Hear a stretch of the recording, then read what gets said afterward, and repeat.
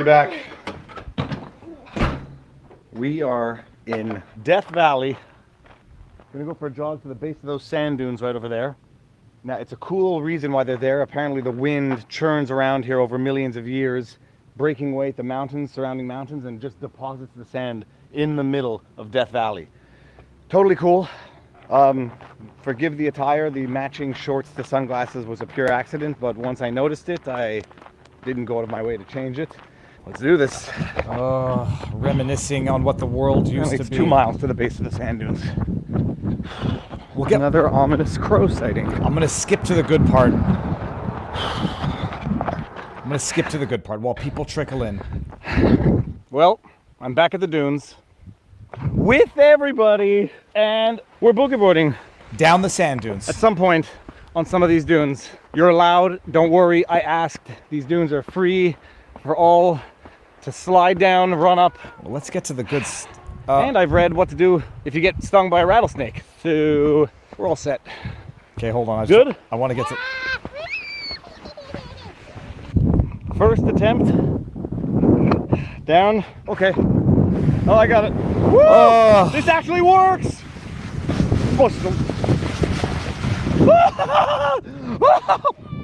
You want to try? That is all for the intro, people. An intro unrelated to anything currently going on in the world, but reminiscent of, I don't know, was the world felt better back in, that was 2016. Here, I'll give everybody the link in case they want to see that here. That was Viva Fry and family explore Death Valley. Coolest place on earth, like officially. If I reminisce about the places I've traveled, I haven't really traveled extensively, but North America, Canada, and America, Death Valley is up there, like immediate reflexive memory.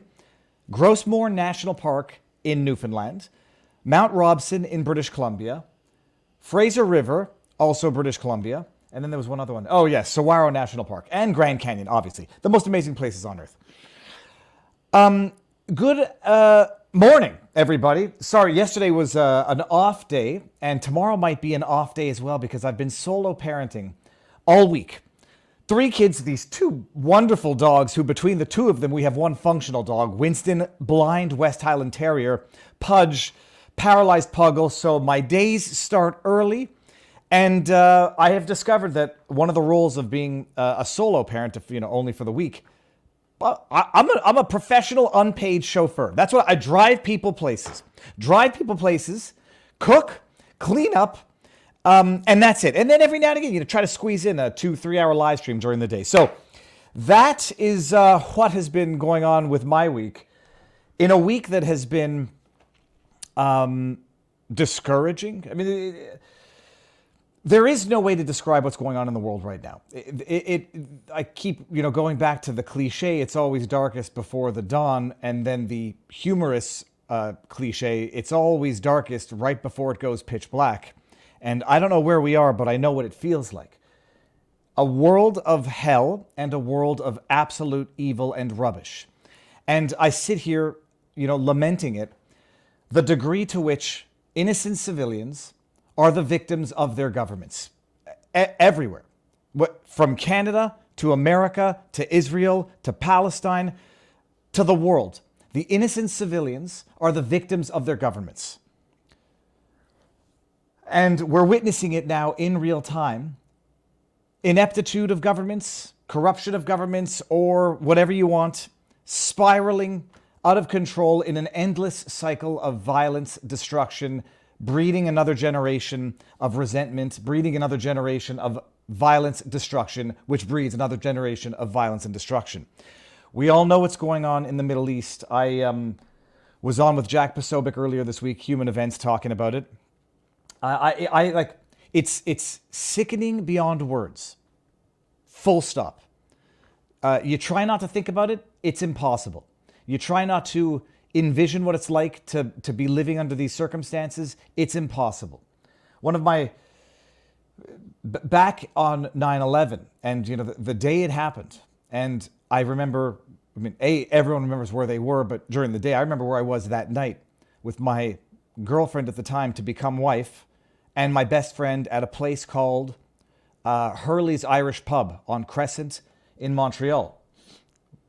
Like the most beautiful classic Irish pub you can imagine. And we were sitting there and we're listening to Irish folk music. And like you could just, well, at least I remember having a beer and just closing my eyes and feeling what it must have felt like. The terror, the horror, and that moment, that ultimate moment. And it's impossible not to feel it. It's impossible not to close your eyes and actually in your spirit feel it to the extent that any human can feel it, feel it. And this is what's going on day in and day out now. And then you see the way the world reacts to these things.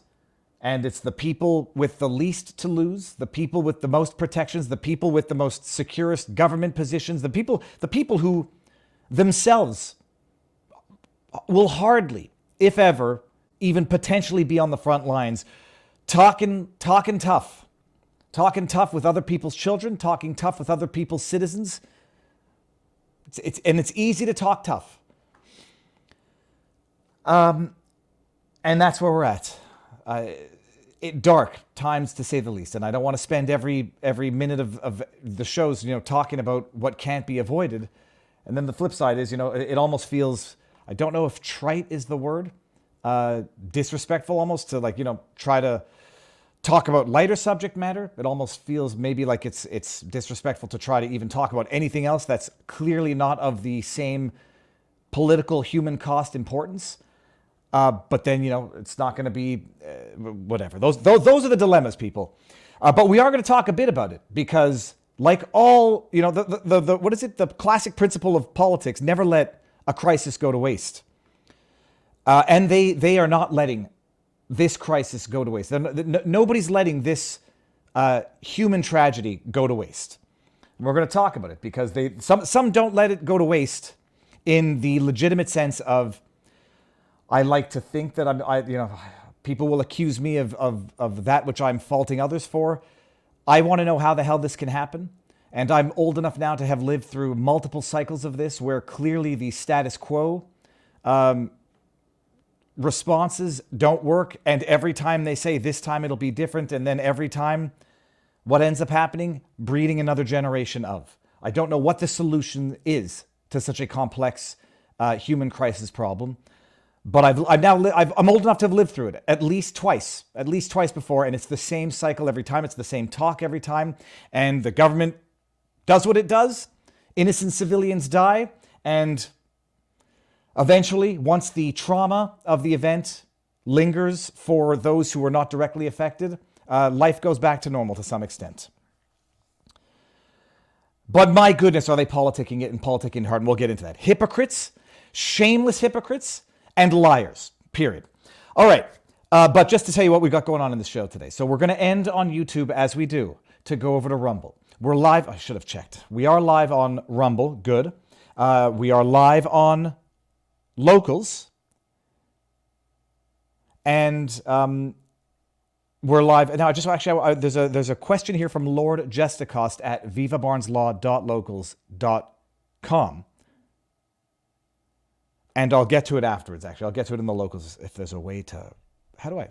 Not delete. I want to flag that. I'll screen grab it and get to it later. So for those who don't know, we start on YouTube and Rumble.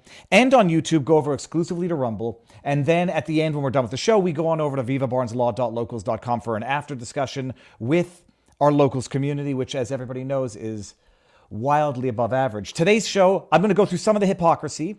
Brett Weinstein has had some of the very, very interesting perspectives of this entire last week. Thoughts that I'm not saying that I'm a coward. Thoughts that I've had that I have maybe I have shared them and I just don't think I have, but that I'm reluctant to share because when you ask certain questions, people start making certain assumptions as to intentions. We're going to get into that. Trump again being lied about by the most foul, lying, dishonest people on the internet who are consistent in their foulness and dishonesty. Defiant L's. We're going to take a couple of defiant L's. We're going to talk about the Trump DC case where Jack Smith is now asking that Trump be obliged to disclose his affirmative defenses in advance, because you don't want to catch the government off guard when they're persecuting, weaponizing the political system. Going to talk about that. And we'll see what we get through at noon. 5 times August, who many of you know, and if you don't know him, gosh darn it, you need to know who he is going to come on, talk about what's been going on. We're going to catch up, and he's going to play his latest song. And I've asked him if he can play the song that always makes me cry, God Help Us. And then Eva Chipiuk is going to come on. Eva Chipiuk is the attorney for the Freedom Convoy during the Canadian Commission on Justin Trudeau's invocation of the act, works with Keith Wilson. She's going to come on and give us the update about what's going on with Tamara Lich's and Chris Barber's criminal trial, and Brian Peckford and Maxime Bernier's travel ban file, which hits the federal court today. And I thought I had the link, but it seems that my link expired yesterday. So I was going to live stream it, but I'm not even sure that you're allowed live streaming it, and I don't want to get into trouble. And then I was going to do like the live stream listen to, but instead Eva will come on and talk to us about what's going on. But where do we start here? Oh. Is everybody okay? Let me see if everyone's okay in the chat. His new song is good, got to admit. Oh yeah, I can highlight this. It says, it's amazing. The problem is once you have a favorite, like God Help Us, and the other one there. He's got them. They're all amazing. They're all amazing. You pick your favorite. Seriously, Rumble needs to get it together. Growing Pains, they're going to get there. And constructive criticism. Okay, now let's see here. Okay, we're good. Let's do it. Okay, so where do we start? I'm not starting with the lie debunked. I'm going to start with the lie lied. The lie mischaracterized. They are the worst people on... It's tough. Like I call them a piece of shit. Because I can't think... Oh, and we also have as an update, Josh Kruger, the activist who was killed in Philadelphia. Very interesting apparent twist in the case. We're going to get to that as well. Starting the show, Tristan Snell. There is no word other than a piece of shit tizzle. There is no other way to describe this man who consistently is among the worst people on the internet.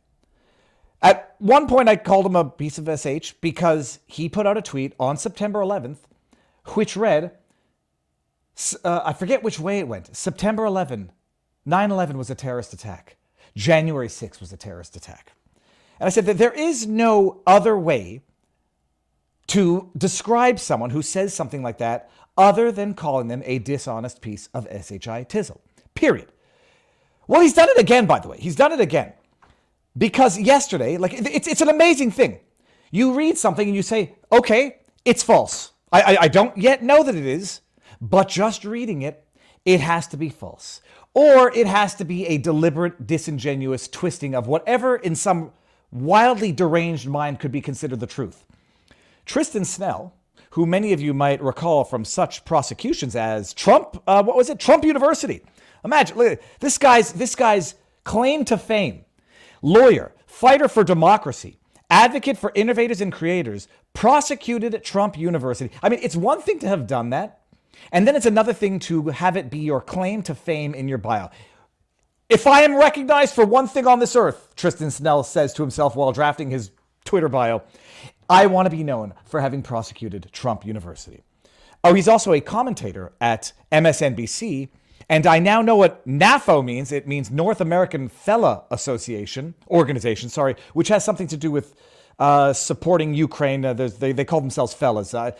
Kinzinger had it in his profile for the longest time. I had no idea what it meant, and now I understand what fella means when they do #fella, and NAFO is North American Fellow Organization, as far as I understand.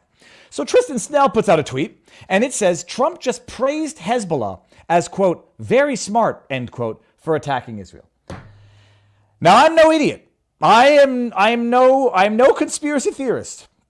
And it's not because Trump has Jewish members of his family, son-in-law, grandchildren, that I would say that this is a lie. It's not just because of that.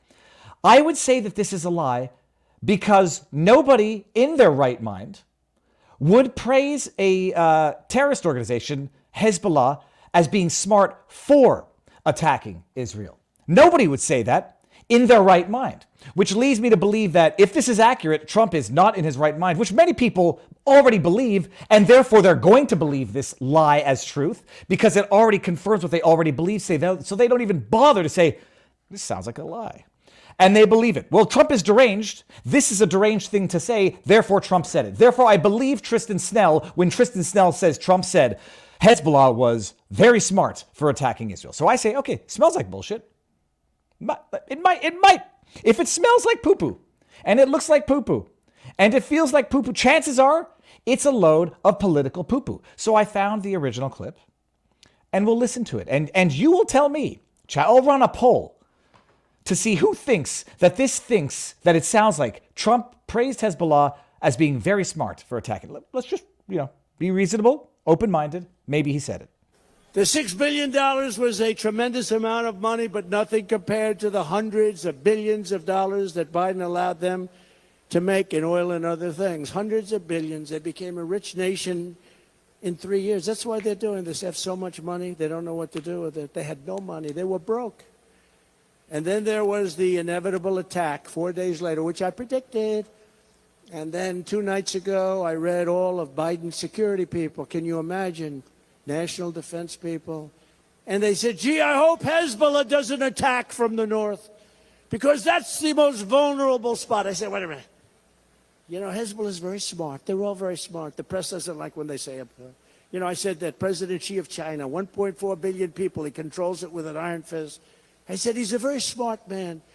They killed me the next day. I said he was smart. What am I going to say? But Hezbollah, they're very smart. And they have a national defense minister or somebody saying, I hope Hezbollah doesn't attack us from the north. So the following morning they attacked. They might not have been doing it, but if you listen to this jerk, you would attack from the north because he said that's our weak spot. Whoever heard of officials saying on television that they hope the enemy doesn't attack in a certain area? Now, unless it's a con job. But you know what a con job is? You're waiting there ready. You want them if you want them, but they weren't ready. They weren't ready. Say what you want. Israel was not ready. This was a big surprise. This was a terrible thing that happened. They weren't ready. But if you wanted them to attack because you've got 1 million people there with guns and you're going to blast the hell, then you do exactly. But they didn't have that. They didn't have that. Biden's national security advisor, Jake Sullivan, bragged just days before the attack. No longer in the relevant part. Middle East seems to be quite quiet. We've all heard that now. Let's just go in the chat. Actually, let us go back to what Tristan Snell said Trump said.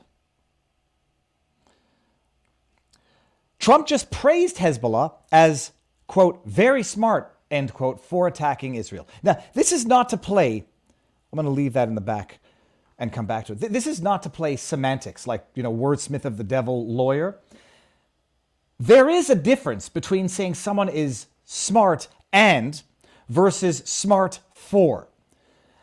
And the idea that one would criticize anybody for, in their view, accurately assessing strategic intelligence, even if it's used for evil, fault them for that, makes that person an idiot. I was going to tweet it out because it's a decent insight, although I doubt I'm the first person to have it. Nobody has ever defeated an adversary by underestimating their intelligence. No, you don't beat someone at chess by assuming they're dumb and that whatever they're doing because they're dumb. You don't win wars. You don't defeat adversaries or enemies by underestimating their intelligence.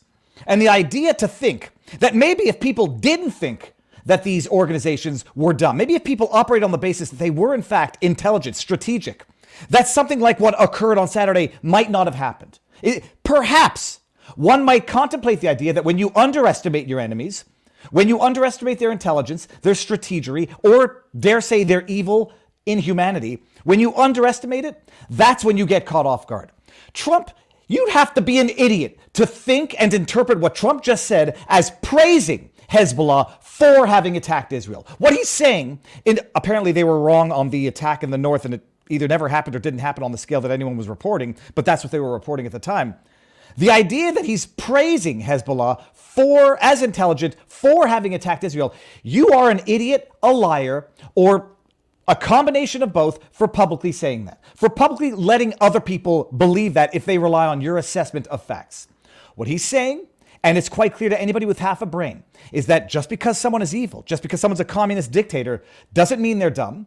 And in fact, if they are smart, it might make them all the more effective at doing what they're doing. Intelligence without a moral compass is not an asset, it is a liability. But to underestimate, just to assume someone's dumb because they're an enemy, that I would dare say might make you ill-prepared and ignorant. So Tristan Snell comes out with that. Actually, I want to add it back for a particular reason. I want to add this back because, hold on. The $6 billion was a tremendous amount of money, but nothing compared to the hundreds of billions of dollars that Biden allowed them to make in oil and other things. Hundreds of billions. They became a rich nation in 3 years. That's why they're doing this. They have so much money. They don't. Pausing it there. There was a talking point, or at least a political talking point, circulating. Biden had just recently unfrozen $6 billion in assets to Iran. Iran funds Hamas. And therefore, that $6 billion was responsible for the attack that occurred on Saturday. People are not wrong to point out that temporally there probably was not enough time to, even if the retort to that was they didn't unfreeze, they didn't give them cash, they unfroze assets which were only to be used for humanitarian purposes, yada, yada, yada. As if by liberating a terrorist regime to not have to take care of its citizens by providing the humanitarian aid doesn't facilitate the terroristic objectives of that government. As if that's not the case. All right. Oh, I'm sorry, government. You have to pay for roads and food and take care of your citizens, but you're not doing that because you're pursuing terroristic objectives. So the international community will do that for you, but we're not going to say you're not using the money for terrorism. Because we're telling you to use it for humanitarian aid, which thus liberates other finances and other attention efforts for terrorists. You have to think like a child to think along such simplistic levels. Like a parent says to the kid, don't spend your allowance on drugs or alcohol.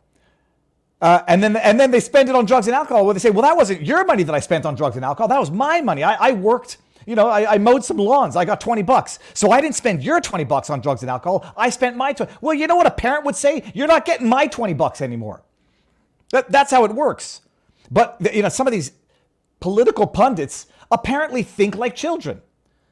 Like the kid saying, that $20 that you just unfroze for humanitarian assets. Well, I'm spending on it. Now I get to spend the $20 I already had in my pocket on something else. So that being said, even as relates to the $6 billion that was recently unfrozen, that doesn't respond to the $1.7 billion that was transferred in the dead of night on pallets full of liquid cash by Obama in 2016 to Iran. But, set that aside. That was their money. I don't know what to do with it. They had no money. They were broke. And then there was the inevitable attack 4 days later, which I predicted.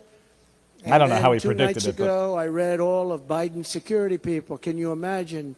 National defense people. And they said, gee, I hope Hezbollah doesn't attack from the north, because that's the most vulnerable spot. I said, wait a minute. I'll stop it there. We are seeing a lot of this. People going public and broadcasting to the world weaknesses, deficiencies, and areas of lacking security. We've seen it. It's an outrageous. It's not like I was talking to someone. It's not like any adversary is waiting on a tweet from CNN or a 60 Minutes report to assess the security weaknesses of their adversary. But there is something odd about coming out and publicly saying something like, I hope they don't attack from the north, or just to pull up that 60 Minutes report from 3 weeks ago, shortly before this horrific attack. 60 Minutes. The fight over the court has brought the country to a cold civil war. This is talking about the internal, call it corruption scandal that the Netanyahu government has been facing for the last little while. They want to overhaul the court to, from what I understand, remove some of the power of the court so that the government can function without the supervision or oversight of the court, with their alliance with some unsavory characters in government. And this is 60 Minutes 3 weeks before the attack, saying, well, geez, this is causing some upheaval in Israel, within the government. Something of a cold civil war, they say. Listen to this. In July, the first step of Levine's judicial overhaul passed, severely limiting the court's power to strike down government decisions. Some 10,000 military reservists were so upset, they pledged to stop showing up for duty. When they made their decision, okay, so I want to get readiness. Dominique Pari has 25 years. It's in my blood. 10,000 rivers. I don't.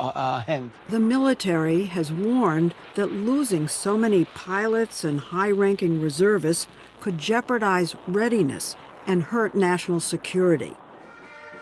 But several former heads of the military and Mossad support the protest and blame the government for allowing the situation to come to this. If you did find out that Listen to this. Israel was at risk because of so many reservists leaving, would you step back and withdraw your proposals? What's the price of democracy? What are you suggesting me to do? We'll tell the Israeli citizens, okay, don't go to vote. There's no need to hold.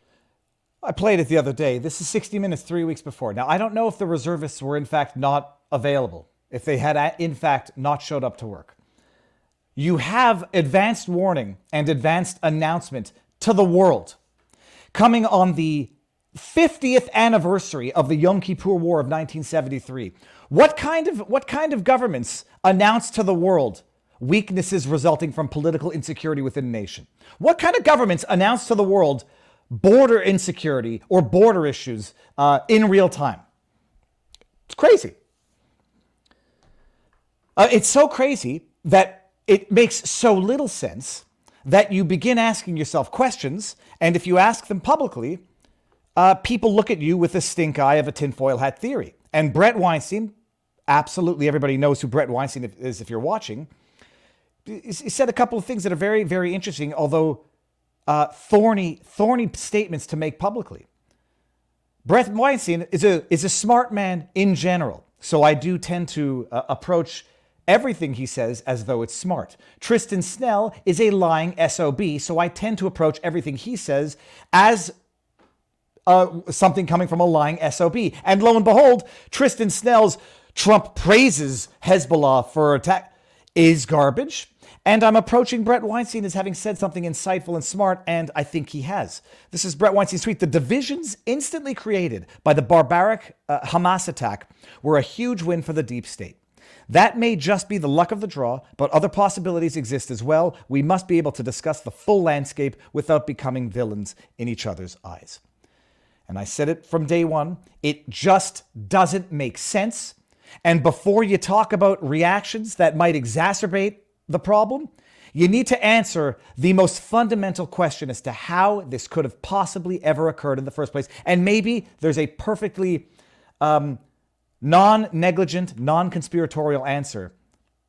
But we did the best we could, and this is the result of the best we could, will be a very, very unsatisfactory answer. And that is the most forgiving.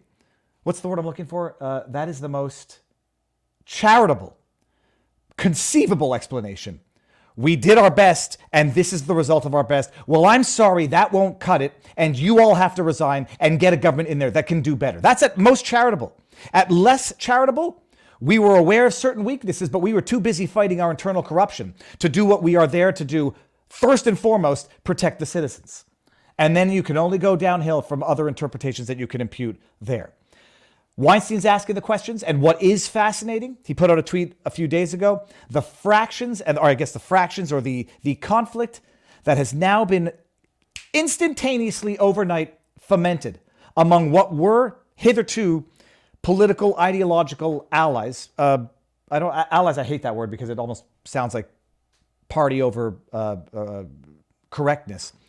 People who were politically and ideologically aligned. The populist movement on the right has now been fractioned and shattered into 1,000 pieces where, if there were a DeSantis versus Trump primary battle, friction, well, holy crab apples, has that now taken on new levels. If there were, the Christian right and the Jewish right had finally united. And now, in light of the response coming from Israel, they're fractioned. The left, and I've got a couple of these tweets because they're just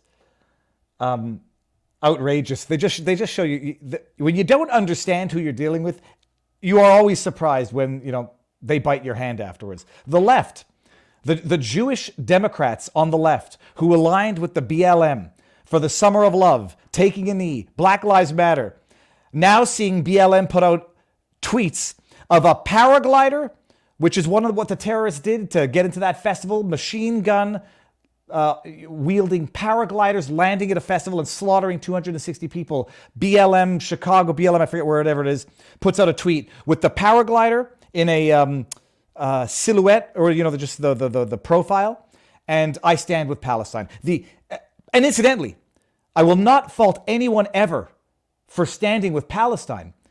But when the response to wanton slaughter is I stand with Palestine, that's not as simple of a statement as saying I stand with Palestine anymore. When the CUPE, this union out of Ontario, comes out and says Palestine uprising, something along those lines, like supporting the Palestine uprising, you're not just saying I support a Palestinian state and I support the Palestinian people. You're saying something much different when that is your response to a slaughter. And now some people are finally realizing that. So, but the outrageous thing is, you're seeing it how in real time. They're seeing it in real time. Is this it? This is from Charlie Kirk. Now, I probably should. I remember seeing these tweets in real time. And Charlie Kirk, if he does me wrong by making me retweet a tweet that never existed, I will correct and I will verify. But thus far, Charlie Kirk has been reliable. April. Let's see. What is that? April? I can't tell if that's April or April or May 4th or April 5th or May 4th, whatever. 2021. I will never stop saying Black Lives Matter and may even get a shirt myself. 2 days ago. F them. Maybe the right was right about BLM. After they put out that tweet, which we're going to see in a second. No, we're not going to see the tweet in a second because I don't have it. It's just amazing. It's as though people are now discovering that if you thought that you were on the side of a party that tolerates and condones violence, and then you're shocked when they tolerate and condone violence, it says one of three things. Either you thought the violence they tolerated and condoned, punch a Nazi, destroy fascists, burn buildings. You thought that the violence would stop at a certain threshold. And now you're shocked that the tolerance of the violence reaches a threshold that even you find offensive. Or you didn't think that there was a threshold and it wasn't the violence per se that bothered you, so long as the violence was directed against people you considered your enemies, the right, Trump supporters, punch a Nazi. I'm all down for punching a Nazi, but don't punch a Jewish person. And now you see them tolerating the violence that you tolerated against your adversaries, but they tolerate it against your allies. And you're like, okay, well, now I don't tolerate the violence because it's against me. Or you just have no foresight. Just don't understand who you're dealing with. And it might just be a little bit of all three. And it's not the first time either that Wiseman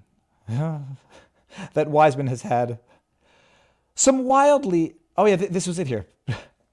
BLM Chicago says, yesterday we sent out messages that we aren't proud of. We stand with Palestine and the people who will do what they must to live free. Our hearts are with the grieving mothers, those rescuing babies from the rubble who are in danger of being wiped out completely. To which David Wiseman says, this isn't an effing apology. Now you know, Dave. You picked your allies. Enjoy the company. But I do have to pull out one hilarious defiant L coming from Wiseman from a whiles back. Oh, where is it? Oh, come on, no, hold on one second. I'm getting this defiant L. Dave Wiseman had. I think it's more along the lines of they have no political standards. They have no. They have no consistency. They are hypocrites in that. They will forgive an ally and never forgive an enemy. When an enemy does it, it's deliberate. When an ally does it, it's an accident. When they do it, it's justified. When their adversaries do it, it's a crime. This is classic. I mean, these are real. This is from Defiant Els, who has never done me wrong. Defiant Els, if you're not following them, I mean, who does not follow the Defiant Els? This one is from David Wiseman from... so it's February 28th, 2021. F you, Donald Trump. But when he was a more righteous man. When was that? Oh, no, this is later. So, F you, Donald Trump. Righteous. Tell Trump to go F himself. What do we know? We're 8 months later? David Wiseman. Those who are saying F... He's such a self-righteous hypocrite. In this tweet, virtue signaling, he doesn't even say the F word. Fuck you, Donald Trump. in February. Those who are saying F Joe Biden are showing their hate and ignorance. Imagine hating a president who wants to improve your life. So what I might deduce from this, if the weasel wants to weasel out of his hypocrisy, he's going to say, well, you could say F you, president, to a president who wants to destroy your life. That you can do. So there I've made the distinction. You can't say F you to Biden because he wants to improve your life, but you can say F you to Trump because he doesn't. Or you're just a shameless hypocrite, Wiseman, with no standards, and now it's coming back to bite you in the ass. I think that's it for the intro portion of this show, that we are now going to go and leave. We're going to go leave YouTube and go over to Rumble. And for those who are watching now, this will be posted, not live, but it'll be posted in its entirety to the channel tomorrow, but YouTube will get the leftover stale seconds, not the live show in all its beauty, in all its interaction, so you can watch it. But it won't be live. And for those who are watching now, 5 Times August is coming on at noon, Eva Chipiuk at noon 30. And the guy who told off Justin Trudeau, I'm trying to make it happen, but timing is difficult because not everybody is free during the day. So the guy who told off Trudeau said, I'm not shaking your hand. You're a piece of SHIT. He says what we're all thinking. All right. Get your butts on over to Rumble, vivabarneslaw.locals.com. I can give you that link also. For those who just want to come directly to the source, vivabarneslaw.locals.com, where everyone is above average. Okay, ending on YouTube. 3, 2, 1. And we're good. Now, did I miss any Rumble rants? I did miss a Rumble rant. Oh, and I forgot to give the intro. Who cares? Super chats, you know what it is, but no more room for super chats. Rumble rants. I see one here, and I don't know what it says. Canby Dread says, we are being gaslit in order to divide us. We cannot allow this. Both sides are wrong here. Come on, people. It's here. The same. I don't know what it says. That's me. Canby Dread says, we're having a dream inception. I'm going to close this. We're having a dream. Stream inception. Okay, anyways, thank you very much. Let me just get the name there. Canby Dread, thank you. All right. Now, so what do we want to do in order of interest? I want to do the Josh Kruger update. This is another story where when it happened, and the episode, the stream of the day, I said, Schadenfreude is a sin. Do not ever take joy in the misery of others, even when you consider them to be your ideological adversary. And for this, I'm called oftentimes a lefty, sissy Canadian. And maybe I am. Maybe I am sensitive to a flaw. Maybe I am thin-skinned to a flaw. I don't think so. It's like, hunters don't take pleasure in the object of their hunt. They pay respect to it. Now, that's not to say you should pay respect to the death of your ideological adversary, your mortal adversary, your existential adversary. But you do not want to become the monster that you are battling. And, even when they killed Osama bin Laden, jumping for joy, I think is the morally misdirected response. Even though it might be, the death of some people might be a net positive for the world. Although not, and I'm not suggesting that's the case in Josh Kruger, there were people taking political glee in Josh Kruger's demise because they thought it might have proven the hypocrisy or the ill-foundedness of what Josh Kruger was an activist for, which was, I defund the police, call in social workers instead of police, criminal justice reform. I don't know what his position was on Trump criminal justice reform, but I find a lot of the people who support criminal justice reform for certain demographics are the most vigorously and vehemently and vitriolically lock him up for the rest of his life when it comes to Trump, deny him and deprive him of all of his most basic rights. So Josh Kruger, I'll get the story for those of you who don't know, journalist, activist, living in Philadelphia, and ended up getting shot to death at 1:30 a.m. by an intruder in his house, in his apartment. People were saying this is the result of soft on crime laws. This is the result of, the war on the Second Amendment. I bet he wished he had a firearm when he was murdered by someone who clearly had a firearm. So people were saying these are the consequences of the very policy that Josh Kruger, Carson, the activist who just got stabbed to death in New York. These are the consequences of their policy. You can't defund the police and think you're going to fight crime. You can't call in social workers all the time to deal with people having mental health crises because they could end up carrying knives and stabbing you to death. And so people are saying, look, maybe it wasn't Schadenfreude, but people were certainly relishing in the irony. Now, there were some details that didn't really make sense or that caused for concern that this might have not been random crime. This might have not been the direct policies of some of what they were advocating for, defunding the police, etc. And in which case, if this turns out to be what is being reported now, it'll raise a bunch of other questions. The story that I have, I know I pulled up the article. Okay, look, I have the article. It was not Yahoo News. It came from the Philadelphia Inquirer. Oh, you know what? The Philadelphia Inquirer icon looks it looks like the new Twitter icon, except it looks like an I and not an X. Okay, from the Philadelphia Inquirer, I'm not totally familiar with this publication. I hope it's not on par with the National Enquirer. So here's the latest update in the Josh Kruger killing. The family of the man wanted for killing Josh Kruger says the 19-year-old and the journalist shared sex and drugs. Now, why this has a bit of a more serious, basis than just rumorings is that Josh Kruger had put out some rather cryptic social media posts in the days leading up to his murder, suggesting something of a dispute with a lover and someone else busting into his house looking for his lover. So he did make some of these posts which led people to question whether or not this was a random break-in and thus the result of soft-on-crime laws or something else. Okay. The assertion by Robert Davis's mother and older brother add new complexities to a killing that has garnered national attention. Okay. The family of Robert Davis, the 19-year-old who's accused of killing local journalist Josh Kruger, said that Davis was just 15 when he and Kruger began a years-long relationship involving drugs, and that Davis told them Kruger was threatening to post sexually explicit videos of him online before. Police say Davis shot Kruger. Now, be cynical, be skeptical, and don't just take anything for granted because this might play into another narrative that the Schadenfreude gang might be inclined to jump on. It's apparently a sexual relationship between Josh Kruger, who was gay, and this kid.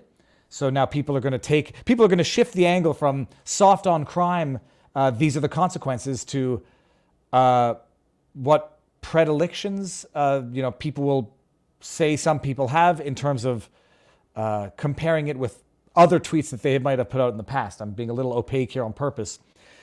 And now bear in mind that this is the family of the accused who's saying this, so they have all sorts of reasons to be saying this because they want to believe that their kid is innocent and or, if not innocent, was compelled to do what he did and a victim of the circumstances and not just a random thug who busted in and killed in cold blood Josh Kruger.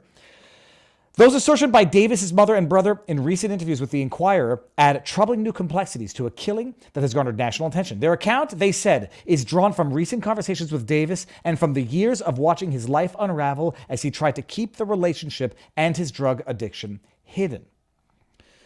Kruger, 39, was killed after a man entered his Point Breeze home in the middle of the night, police said, and shot him 7 times at the base of the stairs. Surveillance video near the scene and tips from Kruger's friends and family, which is, again, indication that this is not just some far-fetched theory, led detectives to Davis, and a warrant was issued for his arrest a few days later. Police described the pair as acquaintances and said Kruger, quote, was trying to help Davis get through life, end quote. Family's contentions came as detectives separately discovered and are investigating what multiple law enforcement sources have called explicit photos and messages in Kruger's phone. The sources who request anonymity I'm always skeptical of anonymous sources, and sometimes it's the best you can have, but there are some pieces that are making a little more sense to this narrative than to the last one, but this one is still going to allow a lot of people who might be inclined for the Schadenfreude or who might be inclined to say, I told you so for other reasons, it's gonna fit their story as well, or their narrative, their interpretation. They requested anonymity, did not say whether the images or messages were connected to David, but said they were disturbing and have been turned over to the department's Special Victims Unit for further analysis. Deputy Police Commissioner Frank Venor, so we have a name now, said that the contents of Kruger's phones are part of an investigation as detectives seek to learn more about about why he may have been killed. But critical details, he said, lie with Davis, who remains at large. I think he could answer a lot of questions if he comes into custody and surrenders. It might help us put this thing together. Okay. Get out of here. Close that. Let's see what this. Danica Davis said her son called her on Friday, just hours after Philadelphia police burst into her South Philadelphia home looking for him. She urged him to turn himself in. Yada, yada, yada. He frantically tried to explain himself, she says, though he stopped short of admitting to the crime. He was scared, she said. He said he wanted me to do some stuff I didn't want to do, and if I didn't do it, he said he was going to blackmail me. How much more do we have left in here? A difficult past. Let's scroll down here. Kruger, for his part, was transparent about his struggles in his own life. He said he was homeless for years and was addicted to crystal meth and used intravenous drugs. They apparently did find drugs in Kruger's apartment after the killing. While on the streets, he wrote in 2017, he relied on sex work, his religion, and the kindness of others to survive. I saw a lot of trauma and acted out a lot of pain, he said about that time of his life. Started making changes in 2013. He said he got sober, wrote for blogs, alt, weekly publications, yada, yada, yada. He returned to writing in 2021 for various outlets. Inquirer, he typically wrote about issues that intersected with his life, including living as a gay man with HIV, addiction, and harm reduction.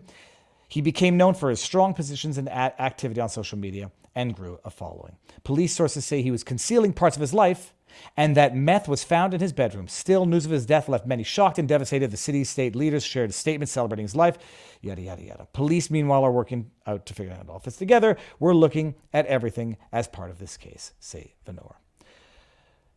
So that is the latest, and it's certainly a twist, not in a cynical, exploitive way. A twist. The people who were saying, it might play into the anti-Second Amendment types who say, look, if Davis didn't have a gun and it wasn't so easy to get one, he might not have been able to do this. The pro-Second Amendment are still going to say, if Kruger himself had a gun, maybe this wouldn't have happened. But my goodness, if this turns out to be the result of nefarious and, looking for a word here, nasty personal issues that might also play into politics, it will be discovered and we will be seeing it sooner than later on the Twitterverse. But that is the latest, which is a very, very interesting twist in that story. All right, before we get into the next one, I forget what it is, but there's 2 Rumble rants to be read. And then I'm actually going to, hold on one second, do this. Okay, let's see what we got here. We got from Halula. Viva, I don't agree with everything, but you are the most calm, cool, and collected host. Today I'm calm. My dad's telling me I'm yelling too much. I had someone tell me I'm swearing too much. To which I say, I'm not a perfect person, and I'm extremely far from perfect. I try to be reflective, but my goodness, if the worst thing that I do in this day and age is swear and lose my temper, so be it. But I'm still struggling to smile, so we will struggle to try to retain optimism and a healthy amount of if you don't laugh, you cry type thing. But I have been swearing too much. Mi scusi. There was a joke there that involved a swear word, but I'm not going to do it. Okay, the engaged view says whether or not violence is the answer depends largely on the question. It depends largely on the question, but it depends largely on the proximity and accurate assessment of the threat. That's the problem. I mean, that's where everybody can justify violence to themselves, depending on what they claim to be the proximity of the threat. And that's it. I mean, that's where the game is played.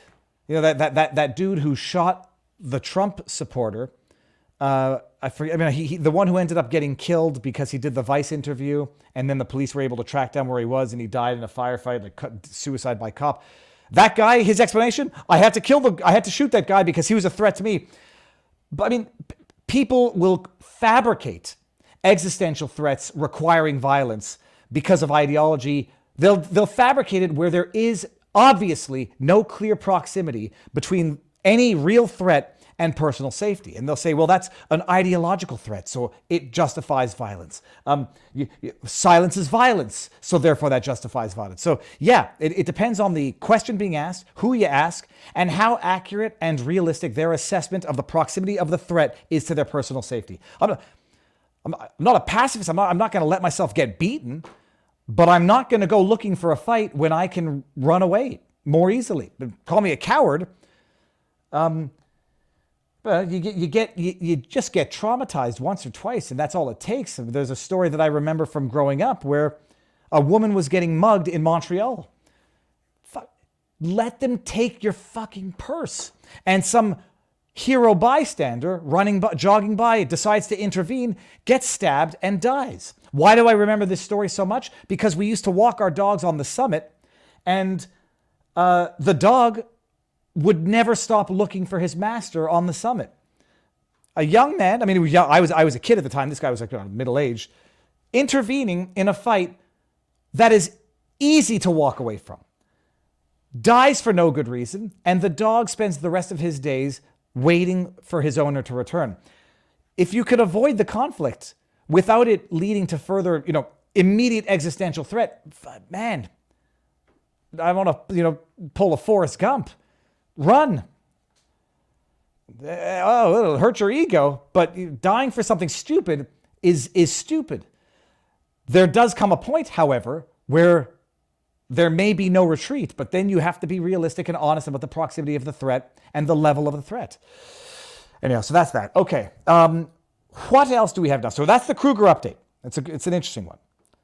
I'm going to go share screen just to see what I got in the back. Oh, there's a couple. Oh, no. Okay. We got 10 minutes until 5 times August gets here. Oh God. Leticia James. I'm saying this like, not hyperbolically. After a fair trial, I won't say she deserves to be in jail. If what she is doing now is lawful, then after that would be ridiculous. If what she's doing is lawful, she wouldn't belong in jail for what she's doing. To the extent that I believe what she's doing is unlawful, but she's still doing it, logically she deserves to be in jail for what she's doing to Trump.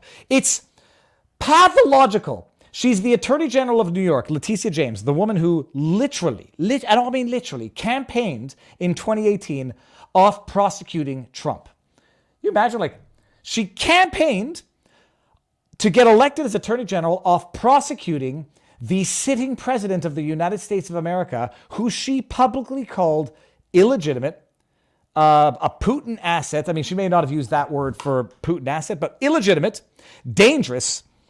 She campaigned off prosecuting the president. I don't know that it would be seditious. There's got to be a crime in there somewhere. Anyhow, and then she gets elected. And then she spends the next 5 years trying to find the crime. When she was running for the Attorney General in 2018, she vowed to prosecute Trump for something. But because she's an idiot and didn't know what the crime was that she was going to find, back then, she said he's an illegitimate president, and we all know that banks aren't lending money to him, so where did he get his money? Suggesting, if not outright stating, foreign money laundering from Russia. That was her theory of the case in 2018. That theory of the case, we now know, is a total load of crap. He was getting loans from banks. Well, you got to shift. You're finding the crime. This is Lavrenti Beria, famous communist. Show me the man, I'll show you the crime. When it was money laundering that never turned into anything because there was no money laundering, because she either lied or was just wrong on the premise of that theory, that no domestic banks were lending money to Trump.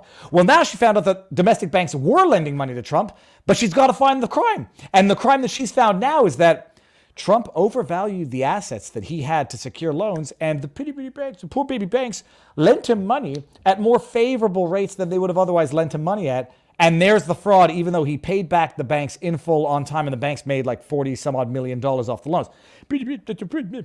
So she's prosecuted him as per her promise, found a new theory of the case because she was an idiot, liar, moron, buffoon back in the day with her original theory. And while persecuting Trump in front of who I might think is the most judicially corrupt judge, Engoron, Arthur Engoron, I've showed the highlights of a speech he gave 8 years ago to journalists saying he's got all the tools at his disposal to bypass jury verdicts if he doesn't like them. to get to the conclusion he wants to get to because of his own emotions when he's emotionally invested in a trial. He's got all the tools on earth. This is the judge, before whom Attorney General Letitia James is currently pleading. While pleading in front of this corrupt judge, stop, Letitia, I'm not done talking yet. While she is pleading in front of this corrupt judge, who 2 weeks ago now issued a summary judgment concluding fraud on certain business transactions. Summary judgment, no trial by jury because there's no jury trial on this for reasons which I explained last week. Summary judgment, one of the many tools the judge has to avoid pretty much any substantive debate on disputed fact, concluded on summary judgment fraud. Letitia James takes to Twitter every day with her, it's like parody level updates on the trial. Listen to this. I'm going to turn the volume down because it sounded like it was very loud. This is her latest updates. We just concluded the 7th day of our trial against Donald Trump, the Trump Organization, and other defendants. The other defendants, his family. She's gone after Eric Trump and family for what she claims is business fraud. I mean, I don't know what goes into what we call under Quebec law piercing the corporate veil, holding the directors and administrators personally liable for the acts of the company. But typically, it's a pretty heavy burden to overcome magically. She's just, I'm going after Eric Trump. Nobody's going after Hunter Biden for foot jobs, alleged sex trafficking, crack cocaine smoking, dealing, felonious, well, they might be going after him for the felony gun. Nobody's going after Hunter for tax fraud. They're going after him, but not going after him. They're going after Eric Trump. But listen, Trump organizations and family. Look at her. She's giving a speech to an empty room, trying to look like she is Julius Caesar talking to a Colosseum. One of those defendants is Alan Weisselberg, the former chief financial officer at the Trump Organization. The way she talks drives me crazy. I hear the of her mouth. She drives me crazy. I'm sorry. Okay. Yesterday, we asked Mr. Weisselberg to confirm who had final sign-off on the fraudulent statements of financial condition at the center of our case. You know what he said? What? Good question. And it was a good question. One of more than 100 that Mr. Weisselberg could not answer. Who the hell are you looking at right now, Letitia? Who are you looking at? I mean, just tell me. You're in an empty room. Are you looking at a wall? Are you looking at yourself in a teleprompter? Can you not just look at the camera? Okay, but it goes on. Good question. Oh, fraud. Boom. Oh my God. You cracked the case, Letitia. You cracked the Russian money laundering case. But Mr. Weisselberg was able to remember that Donald Trump himself reviewed the statements. And today, our witness, Nicholas Haig, a former risk manager at Deutsche Bank, testified that he relied on those statements of financial condition to approve loans to the Trump Organization. The poor itty-bitty baby at Deutsche Bank, I think the Deutsche Bank had some problems with Jeffrey Epstein. I'm going to Google that after we're done with this, and I want to get the guy's name. The poor itty-bitty bank relied on Donald Trump's misrepresentations to give him a loan. Oh, yeah, I'm sure they didn't do any summary evaluations of the assets. This is a stupid little bank who happens to, well, before I say it, Nicholas Haig. Let me just write that down because I want to Google that right after. Nicholas Haig. Deutsche Bank. I'm pretty sure they were the ones involved in Epstein. Let's just see here. Manager at Deutsche Bank testified that he relied on those statements of financial condition to approve loans to the Trump Organization. Letitia, did he cry on the stands? Did the itty bitty baby cry on the stands? Oh, the Deutsche Bank lent him money. We lent him money at a preferred interest rate because of the value of his assets. If we had known the real value of the assets, we would have added 0.5% to the interest rate. We only made $40 million off the loan. We could have made $44 million. It would have been 42 million. The hell, I don't even know what I'm talking about. I can't do the math. We would have made. People don't understand how absolutely insanely stupid this is. The fraud is that maybe he got a better term on the loan because of the amount of the loan, which he was able to secure by allegedly inflating overstating the value of his assets. So he got a better term on a higher loan, whereas he would have otherwise gotten a worse term on a lower loan had the bitty bitty baby bank said it's going to be based on the county appraisal and not what Trump believes fair market value to be. Does everybody understand that? And he paid it back. And the bank he didn't default on it. The bank got paid back. Hundreds of millions of dollars in loans with unfairly advantageous terms. Unfairly advantageous terms. The bank gave him unfairly advantageous terms. The bank didn't make enough money, and Donald Trump made money. Oh my! For years, Donald Trump evaded justice for his repeated and persistent fraud. And as we continue to present our case, we will show just how much he unfairly benefited as a result. Leticia James for president. Hold on. Nicholas, I see 5 times August in the back. I'm going to get him in. Nicholas Hague, let me just see if that brings up anything. That's not that. Oh, okay, hold on 1 second. Here we go. Well, I don't know if this is, let me just see here. Epstein. Wer ist die Epstein? Deutsche was the largest single lender to Trump and the Trump Organization between 2011 and 2021, a time frame that includes his yada yada. Okay. Though much changed during that time, Deutsche, a scandal-plagued German lender fined 3 years ago for its previous relationship with Russian oligarchs and late sex offender Jeffrey Epstein, remained constant. Well, that answers the question, people. Holy crap, his fraud. He got unfairly advantageous terms. Oh, God. Okay, we're going to bring up 5 times August in exactly 30 seconds. I just want to pull up one thing here. Oh, what's that? Hold on. I might not be able to get it in time. I should have had this on the backdrop first.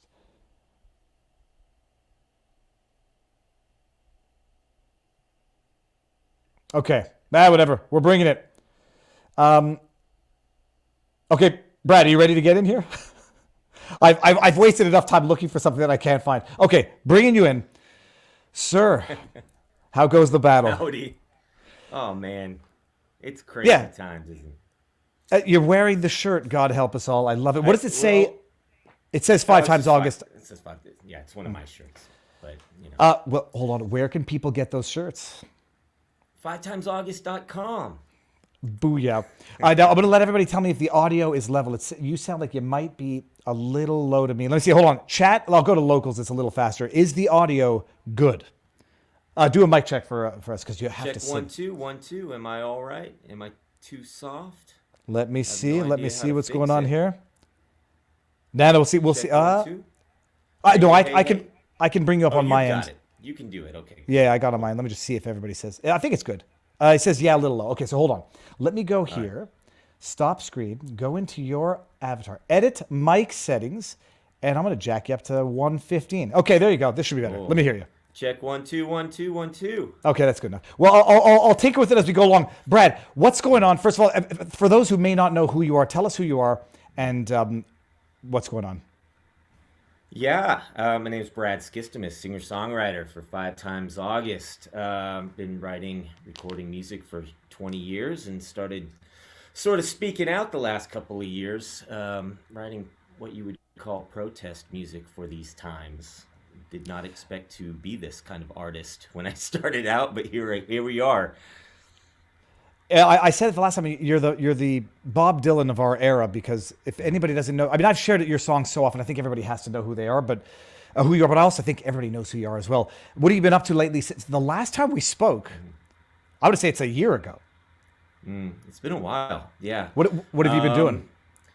So let's see. It's been crazy. I have traveled the world. I've been to Austria and the UK. I have met so many interesting people. I put out an album called Silent War in November last year, which was sort of a collection of all the songs that I had been putting out. And we put that out on CD, vinyl, and even cassette. And that's been a cool thing to see. Trying to sort of fight against the own nothing and be happy idea, and own your things, have your music, have your art, and bring back culture. But most recently, I just released a new song with a brand new record label record label's called Based Records, and it's a new label kind of looking for artists like me, who aren't afraid to tell it like it is, and who are looking for freedom-minded artists who have substance, who aren't just mainstream fluff. And it's really exciting. They have a lot of really good things in the works, and yeah. Brad, okay, I ordered it. I haven't opened it yet. Oh, there it is. On vinyl. Tell me how it works. This is the producer is, or how do we call it? The producer or the agent? Who produces the album? Well, I made the album. I mean, like we did a crowdfund for that album through a website called Crates, Qrates. And that was sort of that's actually, now we have this version. I have a couple things here. So this is just like. So you pronounce it crates. I was pronouncing it Q-rates, and I always thought it was like someone asking me for my credit score or something when I was getting emails. I called it Q-rates forever too, but yeah, it's crates, and which makes more sense, like record crates, I think, and you know when you. But anyway, that copy that you have is now a collector's item, my friend. That is listed on Discogs now for 150 bones. People are putting that up. Yeah, isn't that crazy? Well, I didn't open it not because I didn't want to open it, but my daughter's got a crappy record player. I didn't want to damage the record by playing it on like one of those dinky, not IKEA, but Barnes & Noble's stupid things. Right. So I just kept it. Okay, so I should not open it is what you're saying. Well, you do what you want to do. Enjoy it. But, you know, it's pretty cool to see that. I mean, that's the idea behind doing physical music these days. It's like, you know, I want you to have it. I want you to own it and hold it just like we used to, because it's so easy to just, you know, do this with our music. But my kid, like obviously behind me, I've got so many records. My kids love physical music because you know, it's not really of their generation. And they love putting on records and listening to it, and it tells you something about, you know, I for instance, I learned so much about my parents just going through their records as a kid, and now they have questions. Where'd you get this? What was going on in your life at this time? When did this come out? And so that's kind of what I like, you know, about physical media. And I knew these songs in particular had to be sort of physically documented anyway on an album. So anyway. Well, Brad, not to make you jealous, a fan sent me this. Frampton Comes Alive. And I don't know if they sent it because maybe they thought I looked like Frampton, but I haven't opened this one either. But just because my daughter hasn't been interested in it, I don't know much about. His name is Peter Frampton, right? Yeah, Peter Frampton. Yeah, I worked with his keyboard player for a long time, actually. He was a good friend. And Peter Frampton, actually, is the only artist to write me back on Twitter that I've called out and said, hey, you know, I on Twitter, I'm like, I'll go back and pull out COVID comments from artists, and I'll say, hey, do you still stand by this? And he's the only one that actually wrote me back. Granted, he said, yes, I do still stand by that. He was disappointed. Damn it. Thought it was going to be like a moment of revelation, and now I love... Peter Frampton was on The Simpsons. I mean, that's where I also know him from. And by the way, to whomever... I don't remember who sent this to me, but thank you. I will listen to it. You got to own Frampton Comes Alive. It's a staple in any record collection. Well, someone told me, I feel like almost like a sacrilegious person for saying this. Eric Hunley. I'm not... You know, of course you know Hunley.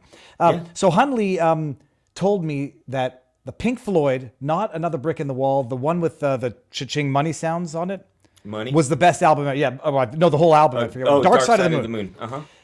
And I bought it, and I listened to it beginning to end, and I don't think I like it any more now than I did when I first heard it when I was 13. And I don't think it's bad. It's just it never captivated me like, for example, even Def Leppard or Fish back when they were good. But now I'm there's certain albums. There's albums like that you know, they have a lot of hype behind them, and then like that is one for me personally. Like I like it okay, but I've really tried to sit and absorb it, you know, and let myself go, okay, what is it, you know? And it's fine, you know, I like it. I'm not a huge Pink Floyd fan. My oldest brother is a huge Pink Floyd fan, and so that's why I was like, okay, I got to get into Pink Floyd, but they were never really, you know, it just wasn't for me, I guess. But to each their own. The one. I mean, admittedly, I never did any psychedelics and then closed my eyes with headphones and just sat there and experienced it. Yeah. Sgt. Pepper's Lonely Hearts Club Band, however, that one I got into beginning to end, and Sure. But then I hear people say like the Beatles are the most overrated band ever, and then I feel like a noob. Maybe I'm liking the wrong bands. Blink 182 forever. That's mine.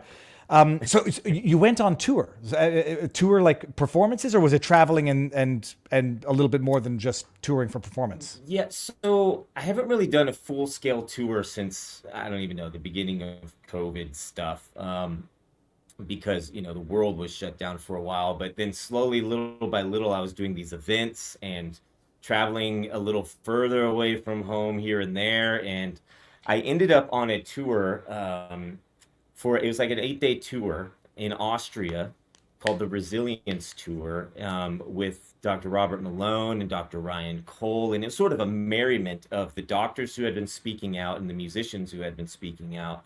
And each evening was it was a really cool actually experience, because each event was at a venue that was the place where they met up during lockdown. So it was all like, they tell you these stories like it's almost like World War II, where it's like, this is where we met up when you couldn't go out, and like, there were these really cool places, but the community there was great, and it was really eye-opening to go from, I live a little south of Dallas, Texas, to go from Central Texas all the way to Austria and meet these people that you just feel you just went through the same thing together. You don't know each other, but you feel like you're best friends almost, and you can speak freely to one another, and it's really great. So I went to Austria and did that. That was a beautiful thing. I went to the UK in August of this year for a freedom festival called Jam for Freedom, which was 3 days of music focused around, just freedom-loving music and musicians and the audience, and that was really great as well. So, it's something that I want people to know. Like, there's these little pockets all around the world right now where you can either feel, you might feel really alone in this time, but you got to know you're not. And as the world falls apart around us, just know that you're not alone. I mean, there's a community in place, and you just, I don't know, Brad. My problem is, you feel alone, but then you're also like a lot of us have anxiety about going out. Like, if people didn't like big crowds before, they sure as hell don't like them now. And those who even did before might have been conditioned to fear them now. I don't think I'm there yet personally. I still like seeing people and interacting, but I understand that people just don't want to leave the house anymore for any number of legitimate reasons that I understand. That's very cool. And so, and traveling, had you been to Austria before? No, I had never been outside of the United States. So, that's one of the silver linings of the last few years is, any opportunity that I lost speaking out, and, any friends that I lost, like, it's all been reciprocated in different ways. The friends that I have now are just more substance and the opportunities to travel abroad and the places and venues that I've played. I never would have played at those places. So it's been an interesting journey, that's for sure. Who was it that I just listened? Well, it was months ago, but he was on Rogan, had just gotten out of prison after being falsely accused, falsely convicted, wrongly jailed for decades. And he says, it's an amazing phrase. I don't know if it was his, but you can either let the situation make you bitter or better. And it's a good perspective to have. How the hell anybody cannot be mildly bitter after having decades of their life stolen is one thing. How people cannot be bitter after having had their social circles destroyed, their friends basically turned against them. Mm-hmm. I didn't have that many friends to lose in the first place, and the truth is, I've made a lot more friends than I ever had, so it's kind of net positive. But my goodness, seeing the way some of them have turned, crazy. Oh yeah. And so the new album, I'm going to ask how many tracks? I don't know how it goes. How many songs on it? So I have, the album Silent War that came out last year. That's 12 tracks. That's, everything from the first song I released, which was God Help Us All, up to a song called Lions, which I really feel like if you listen to it top to bottom, it kind of tells a story. The songs are in the order that I wrote and released them. So if you listen to it top to bottom, it actually does tell the story. And sort of, it ends on this song called Lions that I feel like is kind of just the end of chapter 1. And then so now I've released this new song called Ain't No Rock and Roll. And it's sort of my I'm calling out all the artists and bands that didn't speak up over the last few years. And it's kind of the beginning of chapter 2. So it's just one song right now, but it's kind of the beginning of a whole new the next phase of things, I think. See, I was going to say, like, I was going to take it as a compliment that we've been blocked by many of the same artists, but I think they just have a block list, and anybody who gets tracked onto it. Questlove, Pink. Yeah. Who was the third one there? Gene Simmons. Gene Simmons. Oh, I don't think I'm blocked by Gene Simmons yet. Hold on, let me check. There was another third one. Gene Simmons. Yeah, there's too many to keep track of at this point, but Gene Simmons seems like way too easy to get blocked from for who he is. You know, you'd think that he'd have a little thicker skin, but hey, they've all gotten very old and very afraid of dying and very afraid of losing what they have because they don't have as much time left to make whatever they lose back. That's how the fear of life gets into people. Howard Stern in particular, like it's a weird thing. Yeah. You get old, you know you're approaching death, you know that you don't have enough time left to make up what might be taken from you that has taken your entire life to earn, and so you become fearful, defensive, and a filthy hypocrite in the case of a great many. So the Ain't No Rock. So okay, now is that the one you're gonna? I say perform. It sounds very demeaning. You're gonna sing, right? I'm going to perform for you. Dance, monkey. Diva. I happen to have a guitar right here. I didn't expect this. Now let me not put you on, make you feel uncomfortable. How do you do this? Like, singing is to me like dancing naked. And maybe I could get used to being naked in front of people, but does it not make you feel like you're exposing your innermost exposed, vulnerable self to the world every time you perform? It does, but it's like a therapy in a way, I think, because who I am once I get on stage is a lot different than who I am off the stage. I think that's the way it is for a lot of entertainers, but I never really got nervous because I always thought, like, once I signed up for this gig and I'm like, okay, I'm going to play music for the rest of my life. Like, the bigger the audience, I think, the better. It doesn't make me go, oh, you know, actually the smaller the audience, the more intimidating it is because you can feel those eyes on you. Whereas if it's a bigger audience, you can sort of gaze out and just know that it's this mass of people and it's not any one going, I saw what you did there. You messed up on that chord, you know. But now what I'm going to do is, as you do this, I'm going to let me see how I bring myself out. That was not the right way. Hold on. I hear you. Oh, no, I got to go back here. So I'm just going to remove myself. Okay, that's how it's going to work. And then the alternative was this. Hold on, if I could bring you here. See, that's the alternative. Okay, that might be good. So I can, that way my mic will be activated. Okay, Brad. Okay. Now I asked you backstage in the chat if you could do God Help Us as well. So you'll do that one too. But all right, this is it. I'm going to take myself out as you go. Okay, Brad. This is from the latest album. What's the name of the album again? This is a brand new single called Ain't No Rock and Roll. Yeah. Okay, so I'm mistaking single with album. Is the single on Silent War? The single's not on Silent War. This is a whole brand new chapter we're starting with music now. So now I'm putting it together. I'm slow, but I got there. Okay, I'm taking myself out. Everyone enjoy, and I'll be back when Brad is done. All right.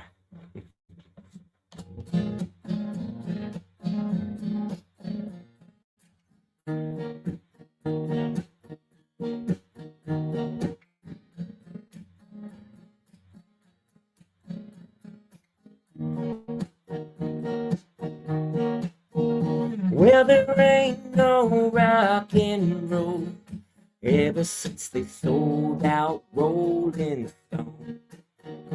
All the words that were sung in the past will never feel the same when we're looking back.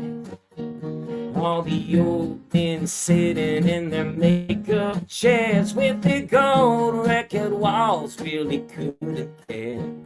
All the fame feels the same when you've had enough, so they don't bother standing up. And there ain't no peace and love ever since the 60s kids grew up.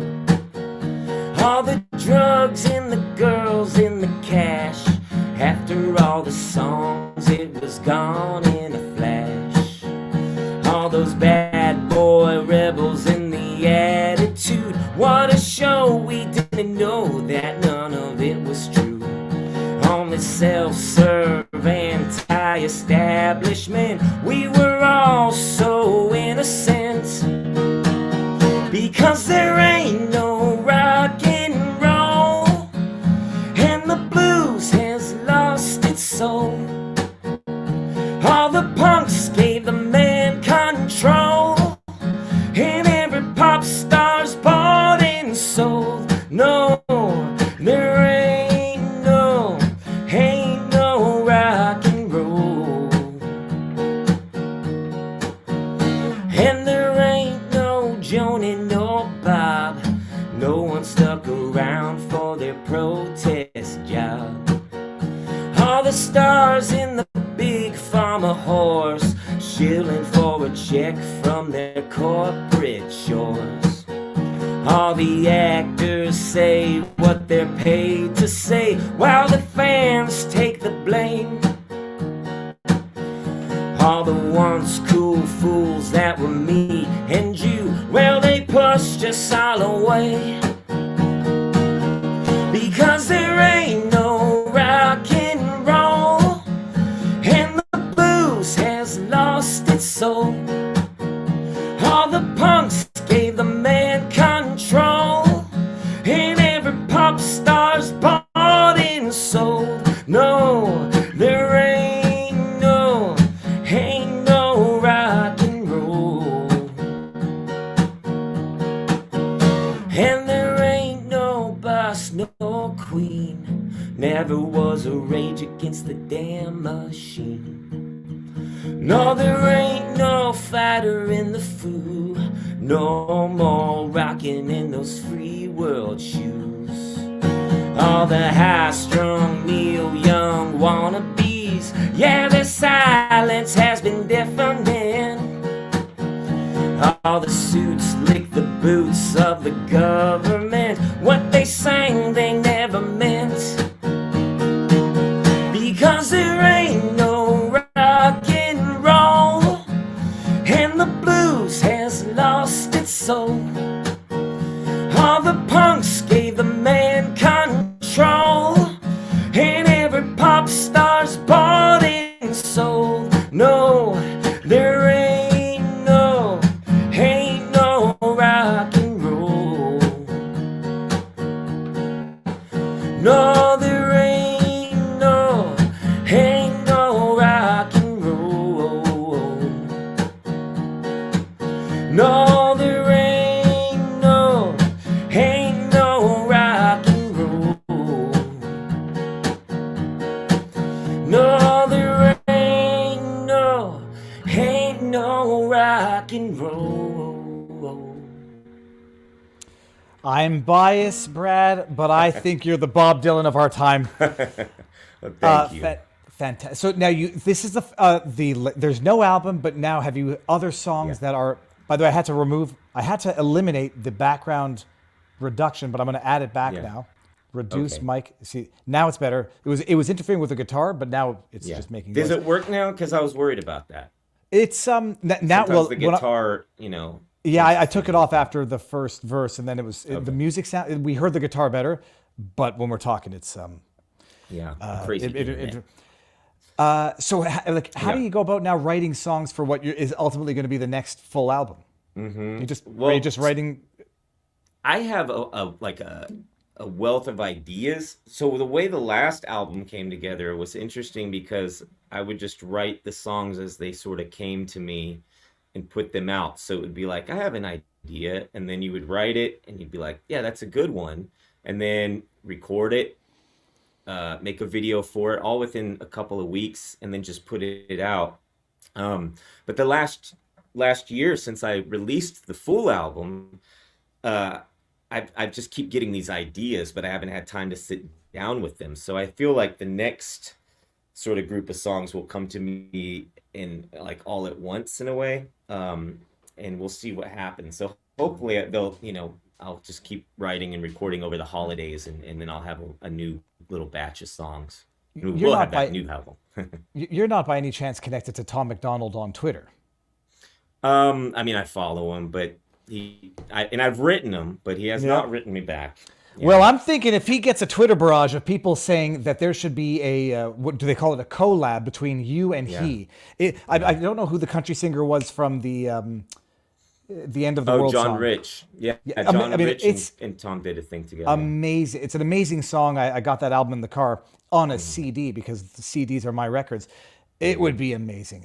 It would be. Let's see if the Twitter just hint to everybody watching right now. Yeah. If there were to be a Twitter thread saying Tom McDonald collab it would be amazing. All right, and so what do you got? Well, but we're going to have to hear God. You don't mind doing God Help Us All? No, I don't mind. It's a little bit of a long one. Are you okay with that? I'm okay with that. It's interesting because like this. So this was the first song that I wrote where for this like era of time, and I remember when I wrote it, I thought like, okay, this will be my one say on what's happening in the world, and I'll leave it at that.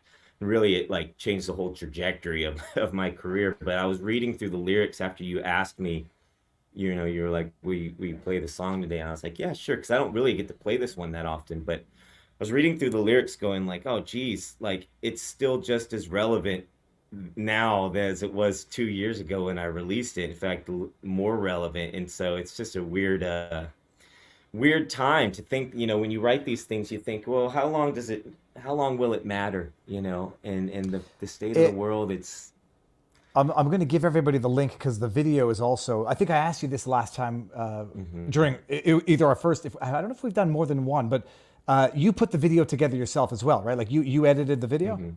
I do all the videos for my songs, so it's kind of like an extension of what I want to say musically.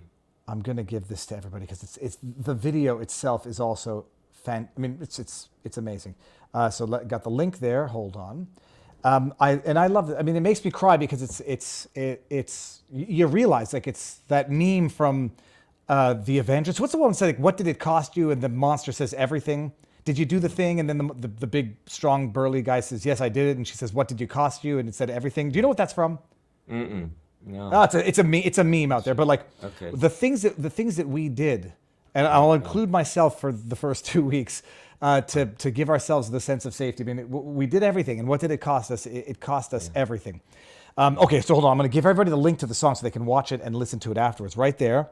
Sure. And I'm going to take myself out. Please sing this one. It's the most beautiful thing ever. And then I see our next, the next Eva Chipiuk is in the backdrop. So we're going to end with this. I'll come back and say goodbye, but it's beautiful. Okay, I'm taking myself out now. All right, thanks.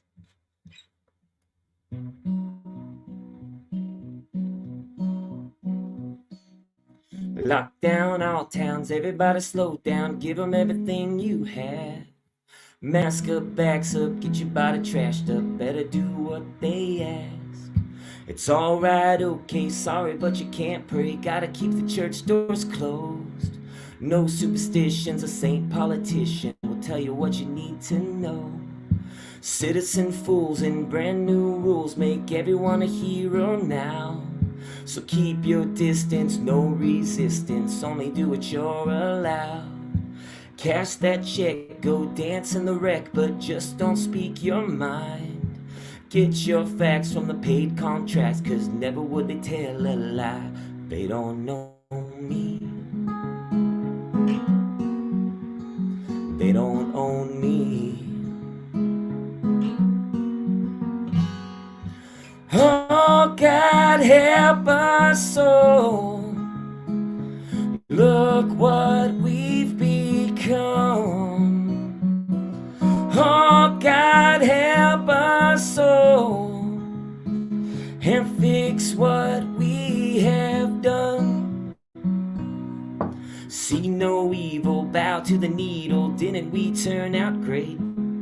Sick is the new health, poor is the new wealth, truth is whatever they say. Expert lectures, media protectors, tell me who to love and hate. Jail in the network, hail to the Zuckerberg, head down, just behave. Liberty, freedom, angels, demons, someone's in control. Well, no way, no how, I wouldn't say it too loud, don't you know they're on patrol? Need more likes, post up, let's fight. There's no way that you're wrong. You gotta listen to the science, cause it's all about compliance. You agree or you're gone. Well, they don't know me. They don't own me. Oh, God help us all. Look what we've become. Oh, God help us all and fix what we have done. Sell my info, hacked and don't know. Show me what I need to buy. Sex consumption, no corruption, just as advertised. But you've been labeled and I've been enabled. Better apologize. Propaganda, racist slander, time to organize. Shot bang, who's next? Brain dead, useless. Show it on the TV screen. Now tell me who to vote for. Gotta start a new war. Wouldn't wanna live in peace. Divide and conquer, weak not stronger. Everybody know your place. Do it now, won't hurt. Dig into your own dirt. Virtue found its grave. Well, they don't know me. They don't own me.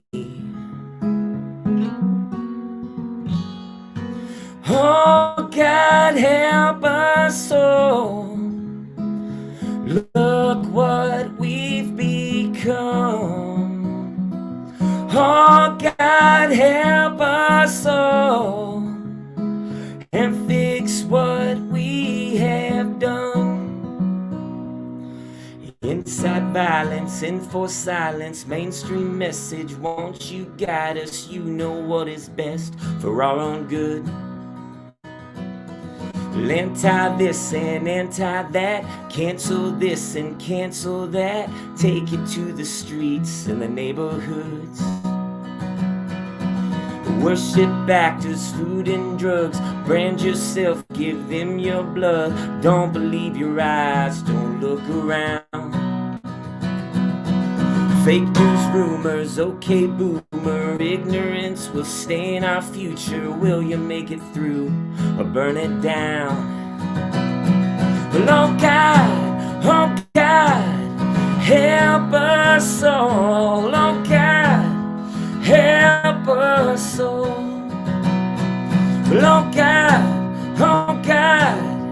help us all. Oh God, help us all.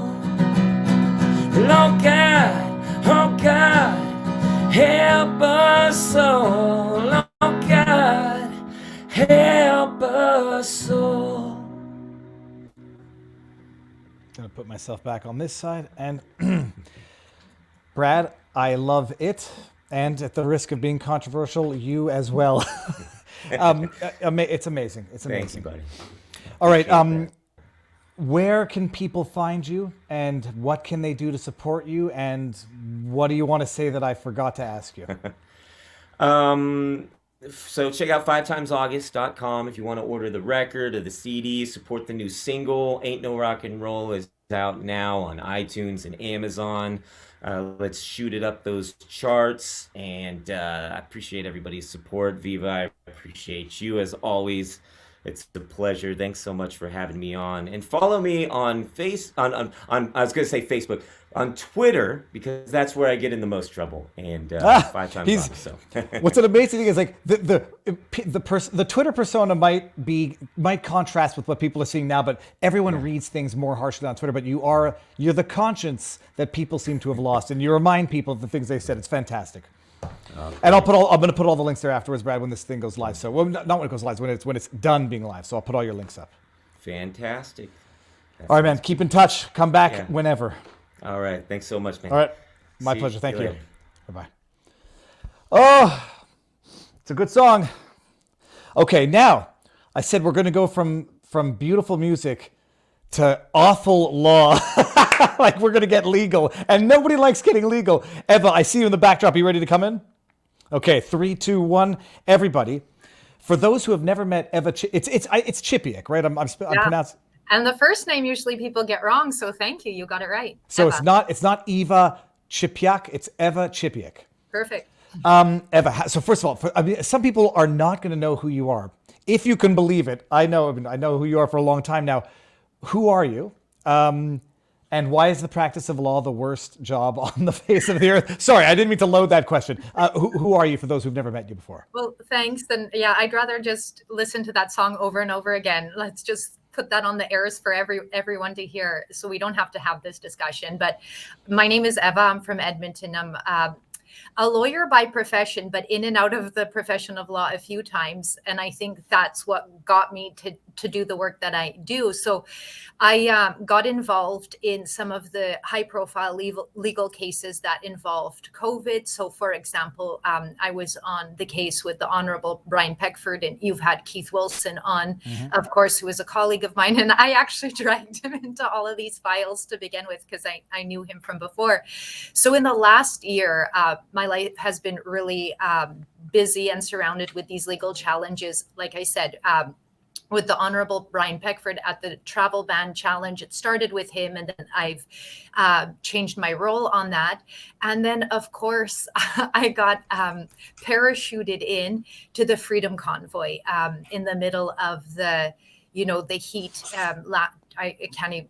That's over a year ago now. So we were representing some of the most well-known of the protesters, including, of course, Tamara Leach and Chris Barber. Because of that, we were very involved in the Public Order Emergency Commission inquiry, which was looking at whether or not the government's decision to invoke the Emergencies Act was justified. Because of my involvement in just circumstances, I had the very unique opportunity to cross-examine our Prime Minister. So that was what I had an opportunity to do at the end of that proceeding. And I asked him the question that stands out quite a bit, and people have been sharing, is when did you and your government become so scared of your own citizens? And we could get into why that question was so important to me and our clients. And then so I'm actually in Ottawa right now because all of this stuff is coming together. The Federal Court of Appeal there was an appeal on the mootness issue, so we could get into that. I'm also here because Tamara and Chris Barber's criminal case is going on, and today I just hopped into the Supreme Court of Canada to check it out. So just bouncing around everywhere today. There's a ton to flesh out in terms of separate issues there. Just one question, because I have to ask it. Born and raised in Canada? Born and raised in Canada. Yeah, Edmonton, Alberta. In Edmonton, Alberta. Amazing. And when you said in and out of the practice of law, did you stop practicing at any point and come back to the profession, or have you just been? What did you stop for? Was it other professional stuff or personal stuff? Both. And so another interesting point is I went to law school in Ottawa. And so graduated Ottawa, went to Toronto for a year to do a master's degree in alternative dispute resolution. Always found that super interesting, that how we can resolve disputes outside of court and litigation. But so the next time I came back to Ottawa was in the middle of the Freedom Convoy, after never thinking that those would be the circumstances that I come back to the city, and have been back many times. So after about 5 years of really intensive work in Alberta, I was representing landowners in a lot of oil and gas applications, or where the government is taking land in expropriation. Hence how I know Keith Wilson, because we did that kind of work together. So very familiar with taking on very large corporations and the government on behalf of, the little guy. And so that was always the kind of work that I ended up doing. And it was really busy during the oil boom. And running around the province doing landowner work. And then I actually had some health issues, totally over them now, but pancreatic cancer, which sounds incredibly crazy and scary. So I just decided I was tired of going from my cold house to my cold office, into my cold car. And I just decided to quit, become a yoga teacher, and travel the world. And as a result, I had an opportunity really for 4 years to experience the world and see what else is out there, and probably gave me so much more perspective to everything that happened. That's incredible. I knew none of that. Pancreatic cancer typically is not something that most people survive. Yeah, so it's like, actually my one doctor that was fantastic. Not all of them were as helpful, but one showed me this study, because it was a very rare pancreatic cancer, that the death fatality rate just I guess it goes this way on your Yeah. screen. I don't know which, but like just downhill. But what it also showed was generally the people were older alcoholic men. So I was an exception to that. So I caught it early. It wasn't the medical profession that caught it. I did, and was able to figure it out early. Okay, that's I didn't know that, and okay, that's interesting. I mean, that is a wild experience. Now, but Eva, I'm going to bring it up because you mentioned it, and here it is. Hold on, I'm going to reboot. Here we go. Refresh. Last question, Mr. Prime Minister. When did you and your government start to become so afraid of your own citizens? That's a very I unfair. am not, and we are not. Okay, I didn't know this part was. Yeah, I'll pause it there because the rest of it. Now, Eva, I loved the question.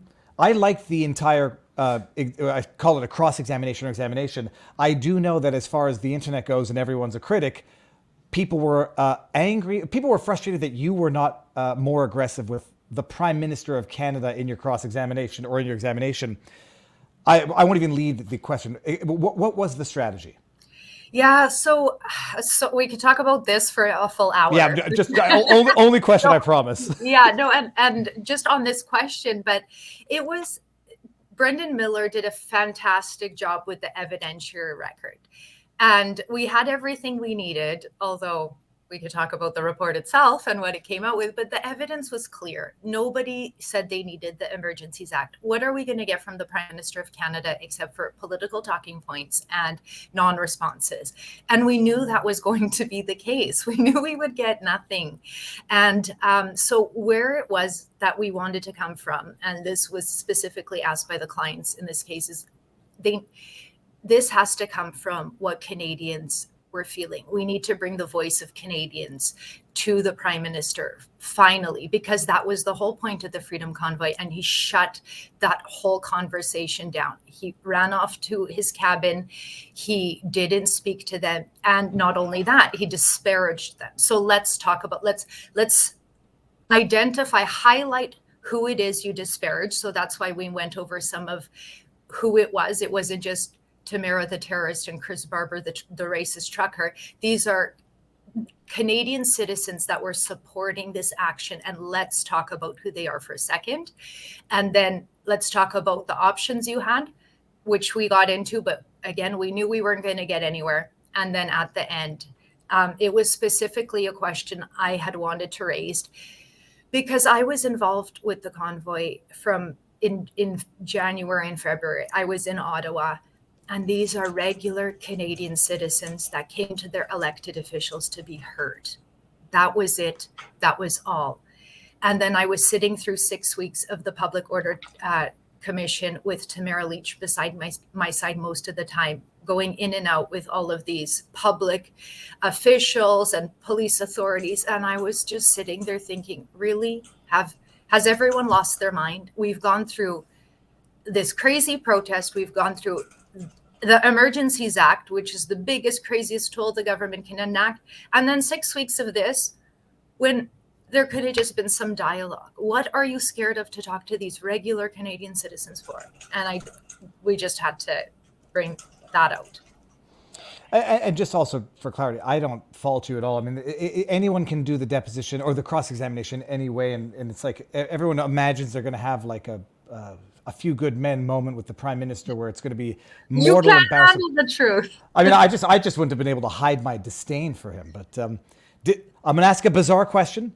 Do you recall if you got the smell of cologne that he was wearing? Very odd. And no, he was further away. And just to go back to one thing about it too, because you are a lawyer, and tell me, Viva, if you've ever had a cross-examination, if we could call that a cross-examination on live theater with, how it was, live television. Oh, it was theater. Don't worry. Oops. But goes to what really happened in the end. But tell me when you've ever cross-examined somebody and had 10 minutes to do so. It's I've said the entire format was a joke built for failure. 10 minutes is barely enough to get an introduction. So, like, where were you during COVID, Prime Minister? It was nothing. It was set up to produce a result.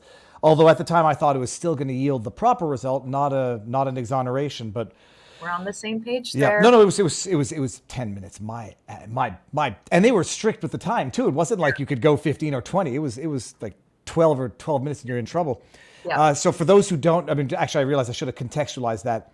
That clip was from the Rouleau Commission, the 6-week hearing on the invocation of the Emergencies Act, which culminated in Trudeau being exonerated, being pat on the back for having invoked the act, although the attempt to cancel the insurance on vehicles was deemed to be a step too far, but freezing bank accounts wasn't because it was effective.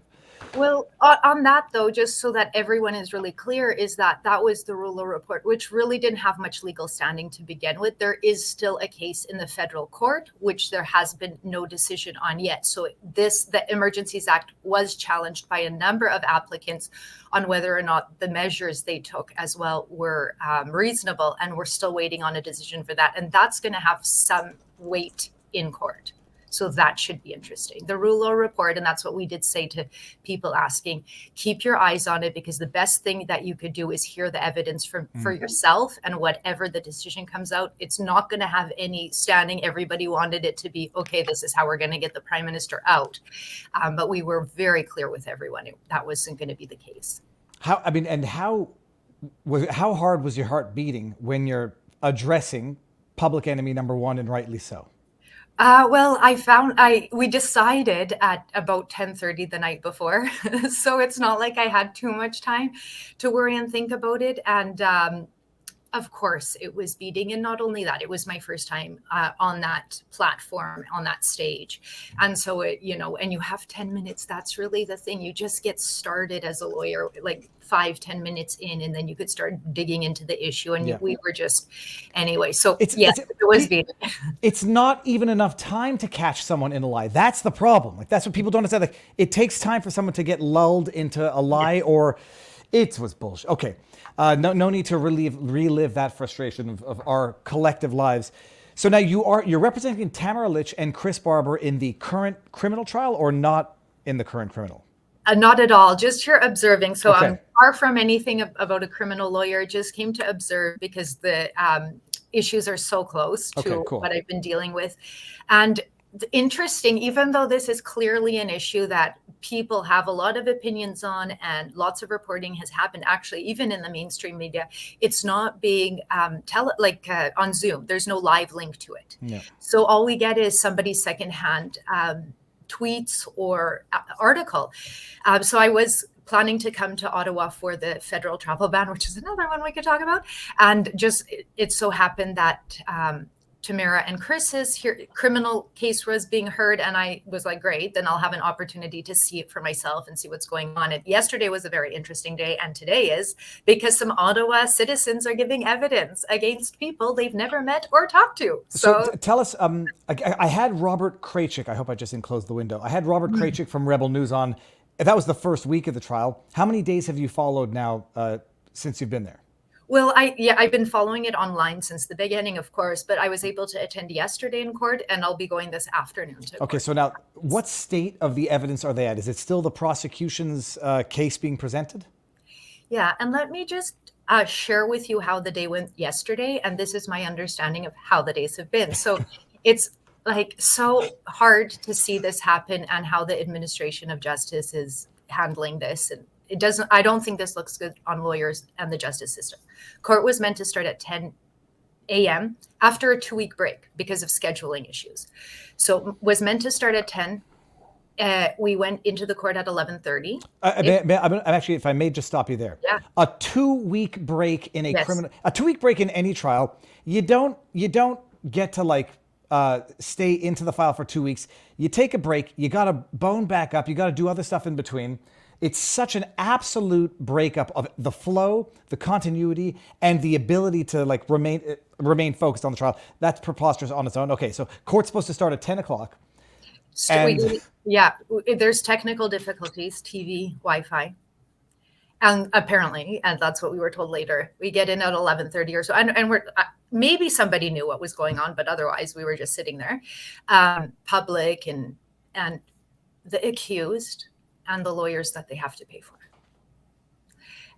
So 11:30, and then the judge renders an oral decision that lasts about 35 minutes or so about whether or not these Ottawa citizens can testify. And then they acknowledged the technical issues, so they took an early lunch and said, come back at 1:30. I won't swear. I'll It's let a bloody you read the commentary. I'll just provide the facts. No, but Evan, this is worse than even when I would practice and court would start at 8:30, or you know I forget if it was 8 or 8:30. You'd have a break at 10. 15-minute break would be a half an hour. You'd go 10:30 at 10:45 to noon. You have a lunch break of an hour and a quarter. It'd be an hour and a half. Then you have an after. You would get, if you're lucky, on an ordinary day in court, 4.5 to 5 hours of actual judge listening, pleading court time. This is a flipping, but that's only one day, but they're starting at 10 o'clock and not like 8:30, 8 o'clock. Why? That's my understanding. Okay. So we're supposed to be back at 1:30. We get there at 1:30.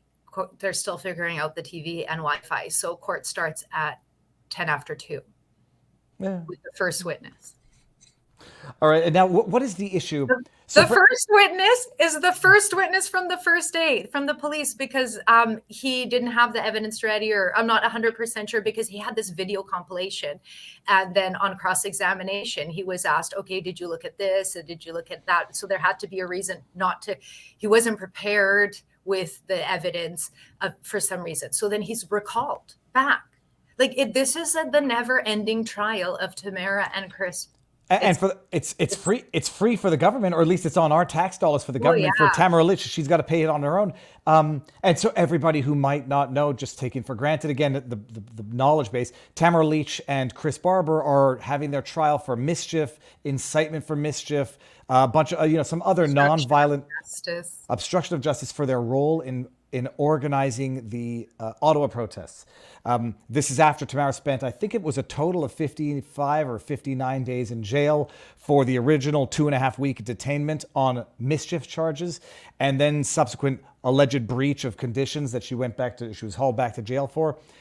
And it's still the prosecution presenting their evidence of mischief, incitement of mischief, and obstruction of justice. What did you get to hear viva voce while you were there? Absolutely nothing? Yeah, so there was about maybe, I'll give it an hour of evidence from this police officer. So he was asked by, I don't know if it was the Crown or the Ottawa Police, to compile a video of police footage. And so apparently, because I didn't see it, I didn't witness it, and you can't record anything, of course.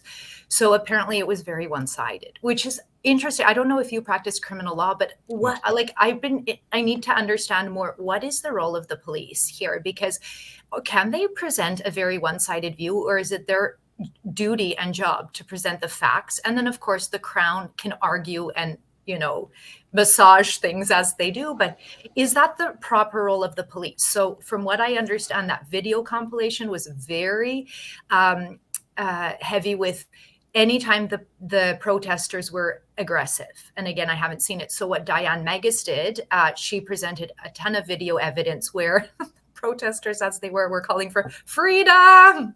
And, you guys are awesome. The police officers have been so great. Thank you so much these were the words coming out of protesters. And they were trying to paint a very different picture. So she was balancing out what was actually going on there. So that's the kind of evidence I heard. And again, with respect to the police role, is I would expect the police have a very high threshold of being an exemplary witness. And when he was being cross-examined, he was very short at the beginning. Even he said when the defense lawyer was presenting one of the first videos, he's like, I don't know why you're showing me this. This is off on social media. And the judge had to be like, you didn't answer the question. Did you see this video? And it's like, why are you being so snippy? You're here to uphold the law. Why are you challenging the defense? Just say yes or no and let's move on. You'll see that with people that have an invested interest, like your clients are going to get a little bit snippy. But in this case, I thought it was very strange to see these witnesses. He's being paid he's still getting paid to do his job. It's not like a witness it's not like Mike Lindell, I don't know if you followed this, during his deposition, a little snippy because he's not allowed to run his business while he's wasting his time and money. This is it's not to be degrading. The guy's getting a paid day of work to testify in court, period. It's no skin off his back. And he's supposed to be up there, like you say, upholding. It's when it comes to the prosecution where people think the prosecutor's out there to get a conviction when they're out there, in theory, to get justice, not a conviction. In this case, that guy, what's his name? Who was the Karemji? Oh, it's like ordinarily I can't forget a name that I want. This one I can't remember because I think I'm better off for Karemji. A guy who's out there for his pound of flesh nearest to the heart. He wants a conviction. He doesn't want justice, but that seems to be what the prosecution is all about. Yeah, that one was, oh gosh, Karimji, the watching that as a lawyer too, he was just challenging the judge like I've never seen anyone. And she even said, I'm going to go to a break and I'm going to have you think about your things. And he comes back and he's like, he's even worse. You need to leave. You're the one in the wrong. And I'm just like, oh, what is happening? I was live streaming that and I couldn't get out. It was delusional. I think I was living it. I think I remember where I went. Crazy. Yeah. But so hold on. So prosecution's still in here and it's 2 weeks into the trial. The 2-week break was after 10 days of hearing, correct? Give or take? Yeah, I think it was like 13. So yeah, and this was because of scheduling. And like, again, because I do have another one in 5 minutes. I know. And I wanted to do the Peckford before. So so not much of an update. Crown still presenting a losing bullshit of a case, bullcock of a case, politicized case.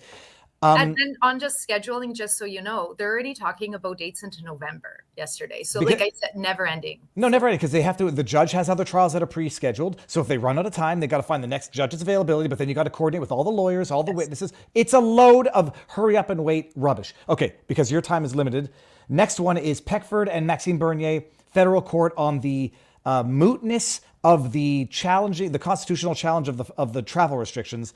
This is up to the Federal Court of Appeal, and they're appealing the original federal court judge, dismissing it on mootness because the impugned restrictions are no longer in effect. Right. And just so you know, there's 2 other applicants. And so Carl Harrison and Sean Rickards were the first 2 to launch this judicial review in federal court. And so there were 4 different applicants. And Keith and I actually were here in September of last year at the federal court level. And so what happened was we were in the middle of cross-examinations, and I think Keith was on your show giving you an update on the actual evidence. And then near the end of our intensive, 2-month cross-examination, all of a sudden, the federal government lawyer is like, there's an announcement today and we're going to have to talk about this later. And we're like, okay. You knew it was coming, or did it catch you off guard? No, we heard it on the news, and then we came back to our cross-examination. So she's like, let's take a break. I think that's how it went. And then we came back with the information that it was going to be suspended in a couple days. And so we have a little conference thing at the end, and she's like, just so you know, we're going to be bringing an application that this is now moot because the travel ban is suspended. And okay. Let me contextualize this for everybody. This is now 9 months into the litigation, give or take, where they were challenging the constitutionality or wanted to declare unconstitutional the vaccination requirements for plane, train travel in Canada. Then the government says, well, we're not even rescinding it. We're pausing it, suspending it. And therefore we make a motion to dismiss on mootness, saying, well, there's no longer any object of dispute after months of costly litigation. This is enough to make your head explode. Yes. And to contextualize it too, Neva, how often do you have cross-examinations for literally day in, day out for 2 months? The cost of that alone is just and so they allowed us to finish the cross-examinations because they had already been scheduled, experts from both sides and so many federal witnesses going through this intense cross-examination. And then it's like, this is over. And we're like, no. So we challenged they took it to the federal court saying this is moot. This lawsuit doesn't have to be heard on substantive issues. We don't have to look at the evidence of whether or not there was any scientific justification to this. Let's just ignore it because it's already gone. And they won at the federal court. It's shocking beyond words because they say the exceptions to mootness are susceptibility of recurrence in the future. That's one of them. And we're already interest. Like, what could have been more polarizing and contentious, and something like, let's have the court hear it out. Let's talk about these issues so that people aren't on Twitter yelling at each other. Let's have a sophisticated establishment like the court do this instead. But no. So that starts today. How many days is that scheduled for? No, that was yesterday, and it was 3 hours done and done. Oh, and my good. If I was a betting woman, it's not going to look good for the applicants. Shut the front door. It was yesterday and I missed it. Yeah. Oh, well, that's what I get for being distracted with the world. Well, okay. and one thing, though, apparently 20,000 people, Canadians, I'm assuming mainly, registered. So at least a lot of people had their eyes on it. But we could talk about that another time in more detail. But that is one awesome thing. Very good thing, because clearly there was a massive public interest. This is not a dead issue because, as you know, another factor for mootness is whether or not there's a live issue. So, 20,000 people. You were there, and your prediction is the dismissal for mootness is going to be maintained. That's my prediction, just based on the questions to the applicants, not to the federal court. And it was, Well, why challenge the government when? No, but it's just another case. It's another case where the government can do it endlessly. The litigation. It's not their money. It was Peckford and Max, or I don't know. It was all the applicants' personal money. They had to raise funds for it. And after pissing away their money and our tax dollars, we don't even owe you an answer to the question. Yeah, and the judge at the first instance in the federal court said, "Well, if it comes back this mandate, you could bring it back to court. What's the problem? What's the no?" And that's the really most troubling thing from a practical perspective, from just because some of the applicants funded it on their own. Some were funded through charitable organizations, but it's still on the back of Canadians, as are the taxpayer dollars for the government and the courts. And what's shocking is a judge would say that because these federal judges, I presume they had to have been practicing attorneys for at least 10 years. They know, come back and then incur another $200,000 to get to where we are now and then have the same thing happen again in the future. What a load of rubbish. Yeah. Judicial dog poo is how I'm calling it these days. So what do you have on then for the rest of it? You're going back to trial for Tamara Leach. Yeah, I want to see now firsthand what these civilians that have never talked to or had any involvement with the two accused, what kind of evidence they're going to be presenting. Because that's what the reason that she allowed it is she made a very reasoned decision, of course, had to, especially because it's so contentious, was that the Crown can manage their case as they see fit. If that's you can't prevent them from bringing evidence. But she said she was going to be very strict too. It has to have purposeful value. It can't be hearsay, of course. So really, what a part of a witness statement are they going to bring? And I've seen some of the comments, and it's so far like I felt afraid. And then the question is, well, did you ever talk to or have any interaction with Miss Leach or Chris Barber? Of course not. So. Now that you remind me, I'm going to go find that soundbite of Lexi Lee in her cross-examination hesitate for 30 seconds when she asked if she felt unsafe. I screen grabbed it yesterday. I was looking for your Twitter handle, but I can't seem to find it quickly enough. What is your Twitter handle? It's for Eva79. I didn't think I'd be doing this professionally. So hold on.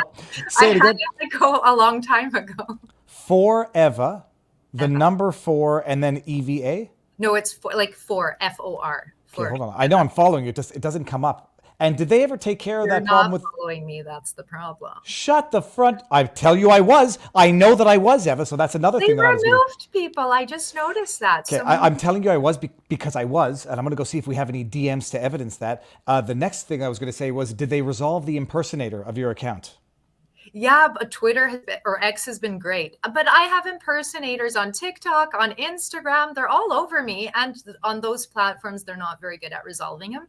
On Twitter, very quickly. But it's happening way too much. I find it strange. It's strange with certain political targets, Eva. And you are one of them. I'll accept. Okay, thank you very much. So you'll come back on periodically, give us updates on what's going on with the trials? Yeah, happy to. All right, awesome. Thank you very much. Thank you. Take care. Right, have a good day. Bye-bye. All right, people, now you know what's going on in Canada. from some of the chats here. Someone says Canada does not deserve to exist. Where did that? Where did it go? Where did that comment go? It doesn't matter. Canada has a smaller population than California. That is true, but it's give or take roughly the same. And I don't know if it depends if you're including legals and illegals in California, but California is give or take 38 million. I think Canada is give or take 36, something along those lines. There's California over 40. So that's what's going on in Canada. What I'm going to do before we bring this party for the après fight to vivabarneslaw.locals.com, the link is there. I'm going to read I'm going to read the remaining Rumble-Rants that I have not read. They're right here. Oh my goodness, the court system is broken. It's broken. Okay, Will K667 says the important takeaway of COVID, I like this, I know I've read this one before, is that we found out who our friends really are and what our governments were really willing to do. And we found out what some of our friends were really willing to tolerate. And then I got Judge, that was from Will K667, and then we got Kathy1010. Judge dismissed the gun charge against Hunter. My God. And Barbara Ariane, I'm convinced you're a good man, Viva. Thank you very much. And what else we got? The engaged few, whether or not violent. Okay, so we did that one before. All right, so I had a couple of things. You know what? I had a couple stories left on the back. No, these are the ones I actually talked about yesterday. I want to forget these and talk about them on. So we'll talk about it Sunday. It's nothing good. It was the Jack Smith motion. We'll talk about it Sunday. We'll save it for Sunday or tomorrow, so I'll have something to talk about tomorrow because we've had a good show today, people. Come on over to vivabarneslaw.locals.com. And that's it. What time is it? It's 1 o'clock. We've got an entire day ahead of us. I'm trying to think of a white pill. Here, hold on one second. Here's a little white pill. 1 second, I'll do this. Here, like this. Punch. I don't know how the dog manages to get my shoe into her bed every day of the week. Okay, here.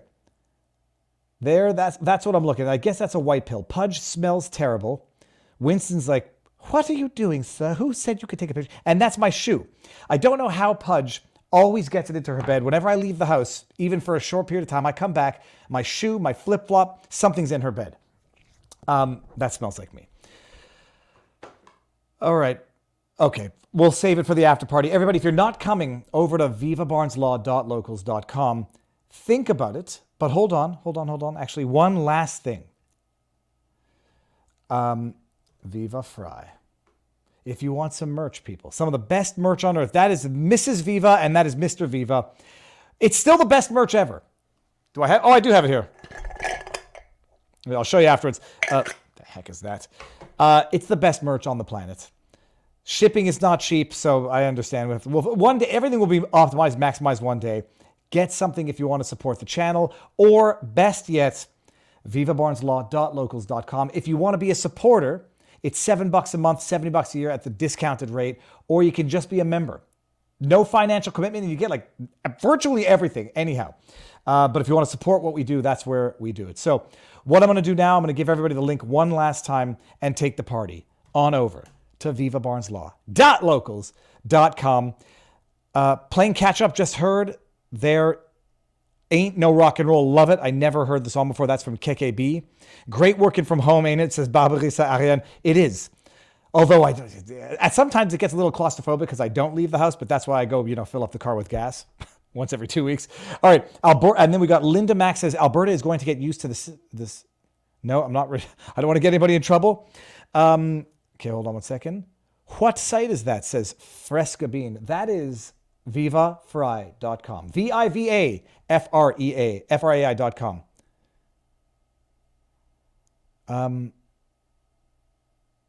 There's something here. Okay, I'll leave that there. So that is it. What we're going to do now, I'm going to copy that.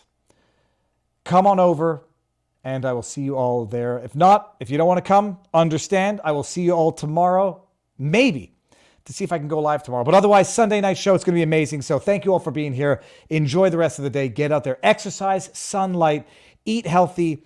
Be forgiving on yourself, and deep breath, this too shall pass. See you all on vivabarneslaw.locals.com. Peace. Locals, we're here. Now, I copied a link that I absolutely did not want to take a chance with. And I'm not going to take a chance with it. Okay. Yeah, there was a link. It said, some video, and I ain't getting into trouble with links. What's up, local peeps? Oh, what was I going to talk about today? My butt hurts. The wife is still out of town. I met up with yesterday. Oh, it's amazing. A YouTube, someone I met from YouTube back in 2017. Once upon a time, I don't know if anybody's even going to know what the heck I'm talking about. There was this hashtag movement that broke called No Small Creator. And it started with Peter McKinnon, who said something along, I forget exactly how it started with Peter McKinnon. He's got a great YouTube channel about photography, a Canadian guy. And then this guy, Cody Wanner, CODYWANNER, who ended up, basically winning some sort of challenge to get featured on Peter McKinnon. And it was like the best thing on earth. It's like getting invited by Casey Neistat to go on his channel, and you get the exposure. And so Cody Wanner started this community called No Small Creator. The idea being that there's no such thing as small creators just because you have 5 or 10,000 subs. You're a valuable, loved and beloved creator. And I met this person through the No Small Creator community, Rachel Rawson. We had a cooking challenge back in 2018 where I was challenged to cook Yorkshire pudding, and I challenged her to cook poutine. And so we met up last night. We watched that old video classic, and it was amazing. So that's who I met last night. She came over and we had dinner, and it was great. She's from Britain, from the UK, is she? So that's what I did last night. It's amazing meeting people again. I haven't seen her in 5 years. I haven't seen her since 2018 in Montreal, when the world was different, and in fairness, when I was different. Now, that's what I did last night. Now, hold on a second. I'm seeing here, Dave Rubin is losing it. What does that mean, he's losing it? I saw Rubin was live. Rubin is live with Shapiro and Tate. Okay, hold on. I'll have to go back and watch it. But Mighty Pay, what happened? Rubin lose it? Did he lose his temper, or did he lose it? Your wife's out of town and your butt hurts. Viva, something you want to share? Bill, it's my sciatic. It's actually a little bit better, but my butt. Don't ask questions you don't want the answers to quote that guy from Harold and Kumar. Seriously, Mighty Pay, what happened to Dave Rubin? Did he lose it, as in lose his temper, or did something? Oh, he wants to bomb Gaza into oblivion. I mean, I understand people's rage and reaction. The obvious question is, does that resolve anything? The thing that people, because it's generational, and this is not to poo-poo on Dave. No poo-poo on Dave. You bomb Gaza. Let's just hypothetically, I'm reluctant to even use certain words, but say you bomb Gaza into oblivion, and you eliminate all of Hamas, and you eliminate all of the supporters of Hamas in Gaza. Does that, the first question is, what then replaces that afterwards? If it's not Israel taking it over, which would confirm a lot of people's conspiracy theories, there will be people that will take it over. And the question is, what replaces Hamas? It's like, it went from Al-Qaeda to ISIS to one organization takes over the other. If the solution is that's at least what the cycle of the violence has proven. But the question is, what's the solution? It's very easy to wax poetic when Bill Brown, I know you're teasing. So that's it. That's the question. It's easy to wax poetic when you're not the victim of it. It's easy to talk tough when you're not the either the perpetrator or the victim of it. And it's also easy to reflexively promote the knee-jerk reaction that will make you feel good in the moment, but that I don't think in the long term is going to resolve anything, because one group replaces another. That's just the way the cycle has been going for decades. So, okay. I agree with you, but Dorr didn't. I think he may be reevaluating his position. Hold on, but then what's that for? It was weird because Steph called him over, and he read the rant and got annoyed and said, "We Okay, now I'm missing what happened with Jimmy Dore. Okay, Conwell West is a race-baiting loser, and I told Jimmy that months ago, and they wouldn't even read my Rumble rant that day. That is Ursula. Bill Brown says, I agree with you, but Dore didn't. I think he may be reevaluating his position. Cornell West being a race... Oh, Cornell West, that guy? Dude, he's a race baiter like no one's ever been a race baiter. Hold on. Cornell West. That's the guy... Okay. Who would not say that... Who would say that Cornell West is not a race? I mean, I think from what I've seen, I would say I would have thought absolutely. I didn't think that was up for dispute. Okay, but I don't know what happened. I haven't been following it. I have to watch Jimmy Dore. Okay, I'm going to get to the tips, and then I'm going to get to the chat, and then I'm going to go pee, get my afternoon energy drink, walk the dogs, squeeze Pudge, pick up the kids, and then this evening, cripe, there's like a number of things. Activities. There's children activities. I just got to go back to being a professional chauffeur. All the way up to the top, we got tampered. New York Post, truck at Harvard ousts names of students in... All right, hold on. We're going to pull this up. New York Post. Okay, share screen. Doxing truck. All right, this is... I don't know if I agree with this yet. Let's just see where we're going. Doxing... Stupid ads on these things. Doxing truck drives around Harvard showing names, photos of students who blamed Israel for Hamas attacks. Well, I mean, presumably if they posted the posts on social media, they're not doxing anybody if it's under their names. A doxing truck is driving around the campus of Harvard University with... This is what I mean by fracturing society. Can you imagine, like, this is... The doxers are doxing the doxed, or the doxers are doxing the doxers. A doxing truck is driving around the campus with digital billboards displaying the names and photos of students who allegedly signed a letter blaming Israel for Hamas's violent attack. Giant video screens hung on the sides and back of the truck display were Harvard's leading anti-Semites. Nonprofit watchdog Accuracy was behind the truck, which showed students involved in the 34 student groups that signed the letter saying Israel is, quote, entirely responsible for Hamas's deadly attack. The truck's surprise appearance, holy crab apples. The truck's surprise appearance on campus Wednesday was the first of a multi-pronged tactic. This is how society breaks down. The group deployed the truck because it's incredibly important to know who the hateful anti-Semites are in our society, and it's important for people to know that their actions have consequences. If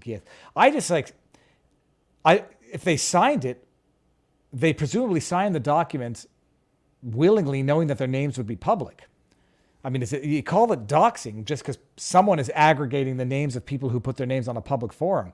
I always acted in a way, bearing in mind that anything I ever said or wrote on the internet could be leaked. Even my own text messages. Like there's certain words I don't even use in private text messages, because one day they could be, like someone can leak it and take things out of context. It's a little crazy way to live, but our mobile billboards will be at Harvard for the foreseeable future. Accuracy in media. I'd like to know who's behind this group. It never very said. Photos of the truck shared on social media blocked the names and photos of the students. The vehicle also displayed the website Harvard Hates Jews, which leads to a form that encourages users to send an email to members of Harvard's Board of Trustees. Tell them to take actions against despicable, hateful students. Okay, well, I don't know what people thought by signing a petition with their real names. Presumably, they're signing a document that they knew was going to be used for public purposes. Careful what you wish for, I guess. But I don't know if that qualifies as doxing. That was not information that was intended to, or I guess had the reasonable expectation of being private. It wasn't private. Certainly wasn't going to remain private. Okay, very interesting. So who gave that? That is tampered. Thank you very much. Dustalov Mankari, $5. Thank you very much. Had the founders foreseen the future? I'm going to read it.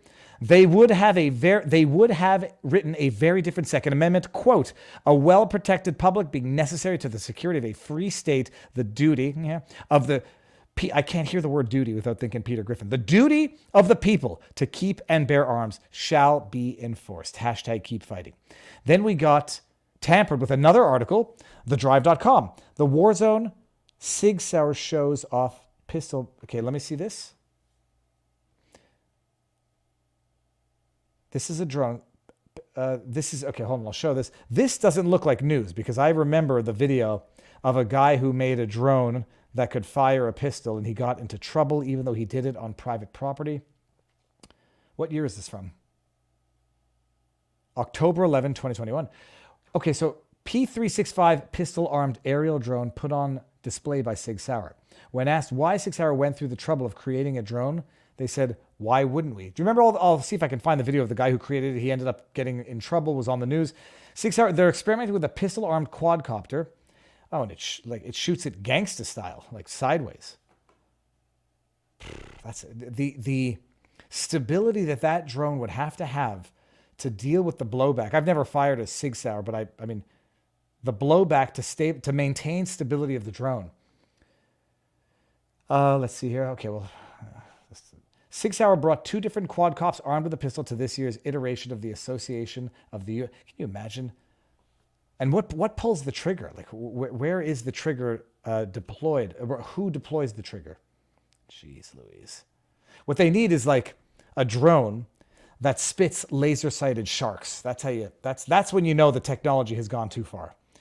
Thanks, Bill Tampert. I'm going to look at that afterwards. But that's not new. There was. Let me just see if I'll keep that window open. Cornell West. Yeah, I'm not going to follow him. Drone carrying gun. I know. Let's see this kid here. Yeah, this is it right here. Okay, Associated Press.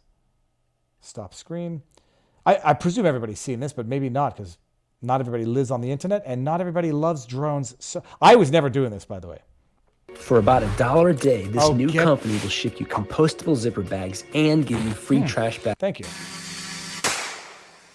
A video posted online showing shots being fired from a drone has caught the attention of federal aviation officials and people around this small amateur video. That doesn't look like an amateur no there. Accountability for it. Somebody can be flying this thing from God knows where. I'm sorry, hold on one second. What do they just stop someone on the street and say, what do you... Accountability for it. Somebody can be flying this... They just stop someone in their car and they say, what do you think about gun-carrying drones? Hey, sir, you're at a red light. Roll down your window. I'm from CBC3. What do you think about drones that carry guns? Thing from God knows where. The FAA says it's looking into whether 18-year-old Austin Howitt violated any agency It's regulations. my property. Local police are also investigating. Howitt did not return messages from the Associated Press. Considering it's in Clinton, I work at the outlets. Like, that's a scary thing to think about. I'd hope there'd be some laws on that real fast to stop that. In the 14-second video, the drone, jury-rigged with a handgun, is seen firing 4 shots into a wooded area. We see what people say on the internet when they can hide behind anonymity. When somebody can fire a gun and not be accountable for it, that just brings it to a whole different level. They would Howitt's never... father told WFSB-TV last week that his son created the drone with the help of a professor at Central Connecticut State University.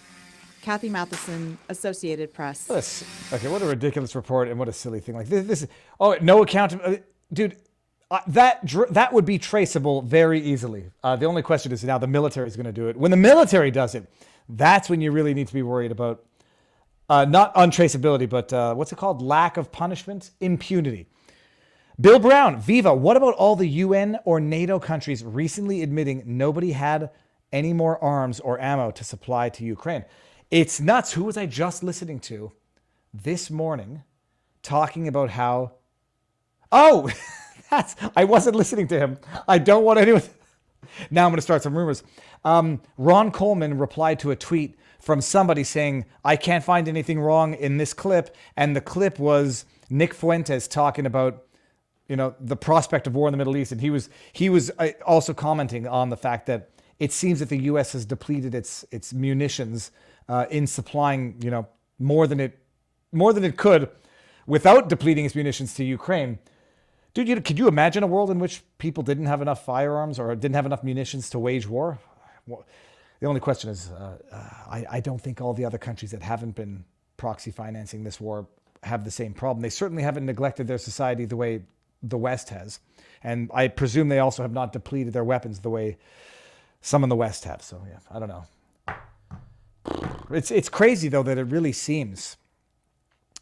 When it comes to countries that look like they're gunning for war, pun intended, it's surprising to see who they are. Bill Brown says, well, you are a sissy Canadian, but we still love you, David. I don't know, man. I'm getting tan, and my feet are getting callous from walking around barefoot, walking the dogs in Florida. I think we need to spread democracy to Canuckistan already, says Bill Brown. Yeah, don't make that joke too loud. They're going to think it's a legit threat to invade Canada, like when Tucker Carlson said it. Oh, so thank you for all the tip. Let me refresh it, just make sure I haven't missed any more there, and then I'm going to go to the chat. We're going to let's do some, I don't know, not Q&A, but whatever questions anybody wants to talk about in the chat. Before we wind this one up for the day, okay, so view all, let's get to the chat here. Say, war whores, says Mighty Pig. I don't know what sounds better, war whores or war pigs. War whores has it has the alliteration and the rhyme, but war pigs has the visual. I alternate between the two, and when referring to a female politician, I don't even know which one's safer. You go with a war whore and you'll be accused of calling a woman a whore, but if you call them a war pig, you'll be accused of calling a woman a pig. So I just use them interchangeably, but they're all war whores. Man, woman, regardless of race, gender, creed, the war whores abound in our government. Oh, that was it. The reason why this will go up on the stream anyhow. The reason why I didn't want to make the story out of this is because I haven't been able to get past the paywall, or as I like to say, the paywall.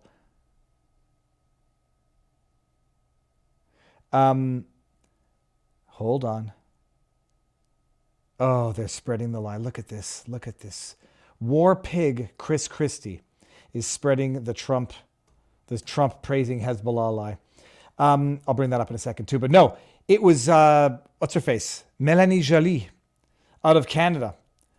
When asked, apparently when questioned about Canada's response to the Middle East, she said, I'm a busy woman. A lot of things are going on. Don't ask me. Now, I haven't been able to read the article because it's BlackRock and it's behind a paywall. Is it BlackRock? Black Locks. Jeez Louise, not BlackRock. Black Locks. By the way, I'm thinking I'm going to subscribe to them for $314 for the year because they do amazing work. But for the time being, I haven't been able to. But this is Holly Doan, who I also follow on Twitter if it says I don't. This is anonymous. This is in incognito.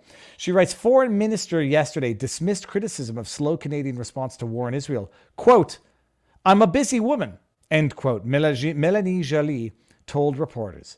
There are, quote, so many issues happening in the world right now. Look, there's a lot of things going on, okay? We just back off and, well, who said something like that? Like, I've got a lot on my plate. Someone else said something equally stupid. This is the pedigree of our Canadian politicians. I'm a busy woman. And then I made the joke. When I was growing up, my dad always told us, if you want something done, give it to a busy man. And I'm just waiting for the people to accuse me of misogyny. You may give it to a man and not a woman? Bigot. It hasn't happened yet, but so now let's see what war pig, war whore Chris Christie is saying here. Growing up. Here we go. I haven't read it. I just know it's going to be stupid. Chris Christie, the war whore, war pig, whichever one you want. When one of our most important allies is at war and defending their women and children from terrorists, it's time to support them. All decent Americans understand this, but not Donald Trump. What does he do? He praises the murderers and attacks Israel over petty personal grievances. Oh my God. Let's hear the sound clip. I mean, is it a different sound clip? In 3 years, that's why they're doing this. They have so much money, they don't know what to do with it. They we had heard no this. money. They were broke. And then there was the inevitable attack 4 days later, which I predicted. And then 2 nights ago, I read all of Biden's security people. Can you imagine? Where does he praise the murderers? And they said, gee, I hope attack Hezbollah over doesn't petty attack grievances. from the north. Because that's the most vulnerable spot. I said, wait a minute. You know, Hezbollah's okay, we heard very this. smart. So They're Chris all very Christie. smart. Chris Christie is another bald-faced liar. Like, just they take for granted people. And the reality is Chris Christie is he's one step more honest because he includes the sound bites. Although I didn't see exactly where he clipped it. But the reality of Twitter, most people don't even watch the video. And how do I know this? When I post a video with a caption and the tweet, the video tweet explains the caption, the amount of responses that indicate they clearly did not watch the video confirmed to me that people watch, respond, retweet, and react to a tweet that contains a video without even taking the minute it takes to watch the video in the tweet. So Christie's is a disgusting politician. Yep. He's disgusting Trump did not frickin' say that. What an disingenuous liar, Ursula G. T. Packot says, it was that idiot who said she needed protecting and told everyone to suck it up because she's important. Oh, that's right. That's right. Christie is a war pig, says Rogue Thunder. He spews big fat lies, says Mighty Pay, and I think I smell a pun in there. Pun intended. Speaking of big, do you know what I've been having for, if my dad's watching, he's going to get mad. I discovered bacon. Holy, I still think it's healthy. I don't care what people say. I think it's healthy. It's the tastiest thing on earth. Oh my goodness. And I've been doing it. I've been a little bit of fried. And then I get turkey bacon every now and again. It's not the real stuff.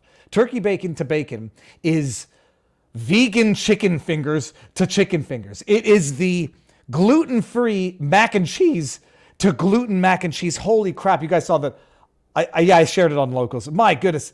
Who the heck makes gluten-free chicken fingers? From jackfruit? How do you... I've had jackfruit before. How do you make jackfruit taste like chicken? You can't. Because it's disgusting. Oh, totally disgusting.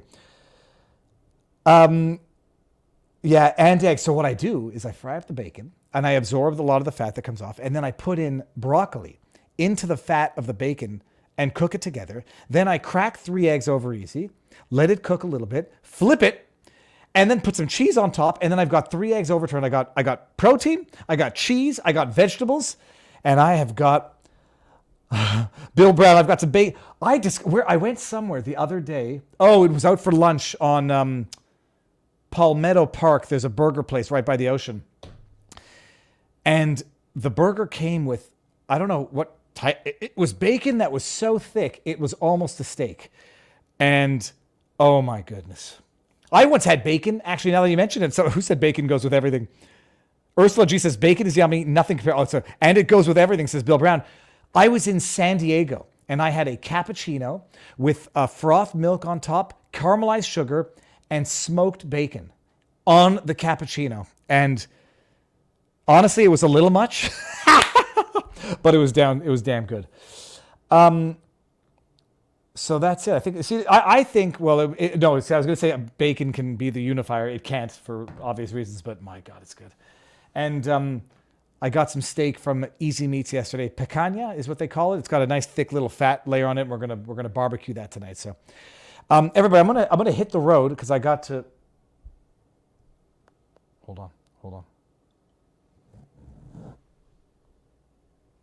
Okay, check this out. I mean, it's so damn cute. Now they're both fast asleep. Look at that little pig, Winston. I mean, Pudge is a pig, but Winston looks like a pocket Staffordshire Terrier or a Jack Russell Terrier. And now I'm just looking at his weenie. Ever since I cut his hair, his weenie is so much more pronounced. Let's see. Actually, we'll do a little more in the chat here for a few seconds, and then we're gonna cut it for the day. My husband used to put a pound of bacon with a cup of maple syrup and simmer for an hour. Dear goodness, yeah. Oh, okay. Joe Masker says, Viva, cut the pecan with the grain, not against it. It's already sliced, so I don't need to worry about that. Oh, that Easy Meats takes care of me when and the thing is, I compare the prices. It's no more expensive than just getting a steak from Publix. It's no more expensive. The picanha is actually very affordable. Viva, ketchup on mac and cheese, yay or nay? Yes. I grew up putting sugar. This was the one that got people. We used to put powder. Who's that from? That's from Mel VS or Me IVS. When we grew up, I used to put granulated white sugar on mac and cheese. And then at one point, I saw someone putting ketchup on it. And I was like, that's disgusting. Then I moved to ketchup. I moved from the sweet to the sugar, to the sweet to the salty. And now, whenever I say that I used to put sugar on mac and cheese, people would be like, that's disgusting. Oh, look at the kitty cat there. That's a dog too. There you go, Bill. I know those. Look at the balls on that dog. Holy cows. Have I never seen those before, Bill? Like, I know I always unavoidably notice the testicles on dogs. Oh, there's a dog on our street. They're so big. I mean, she might even be watching. The balls are so big on the dog. It's like shocking. And like, anyhow, Winston's still haven't descended. We haven't taken care of that with the vet yet. So, yeah, I think I've said too much for the locals portion. I might have to cut this part out to the part that I put onto the YouTubes afterwards. I'm joking. I'm not going to. All right, I'm going to do it. I'm going to go walk the dogs, and I got 20 minutes before I have to do something else. Then I'm going to go get some kids. Then I got time to waste in between. Everybody, what's on for the rest of the week? It's Friday tomorrow, so we'll see what we do. Sunday is going to... I just read Mighty Piz's comment, and I will not... Viva is starting to sound weird. Well, no, like when you see a dog and you grew up with... Come on, man, that's love in two lives. You know, the thing with the thing. It's either that or, the hair on an old man's legs in a pool, and I'm going to pat it down and watch it grow back up. Okay, I'm going to go. Everybody, enjoy the day. Get out there, get some exercise. I know there's it's Friday the 13th tomorrow, and they're talking about a lot of crazy stuff. To some extent, there's, don't fear the fear. To the other extent, always be aware of your surroundings. So above and beyond that, get out there, exercise, talk to your neighbors. Am I going on Hunley tomorrow? Astral Doge. I'll see. Tomorrow might be tough because I don't think the kids have school. I just pulled a hair out. I don't think the kids have school, so I might be busy tomorrow. I'll see what I can do. All right, go. Enjoy the day. Everybody else watching on YouTube tomorrow, you missed it live on vivabarneslaw.locals.com. Go, guys. I'll see you all tomorrow. If not tomorrow, Sunday at the latest. Enjoy the day. Peace out, peeps.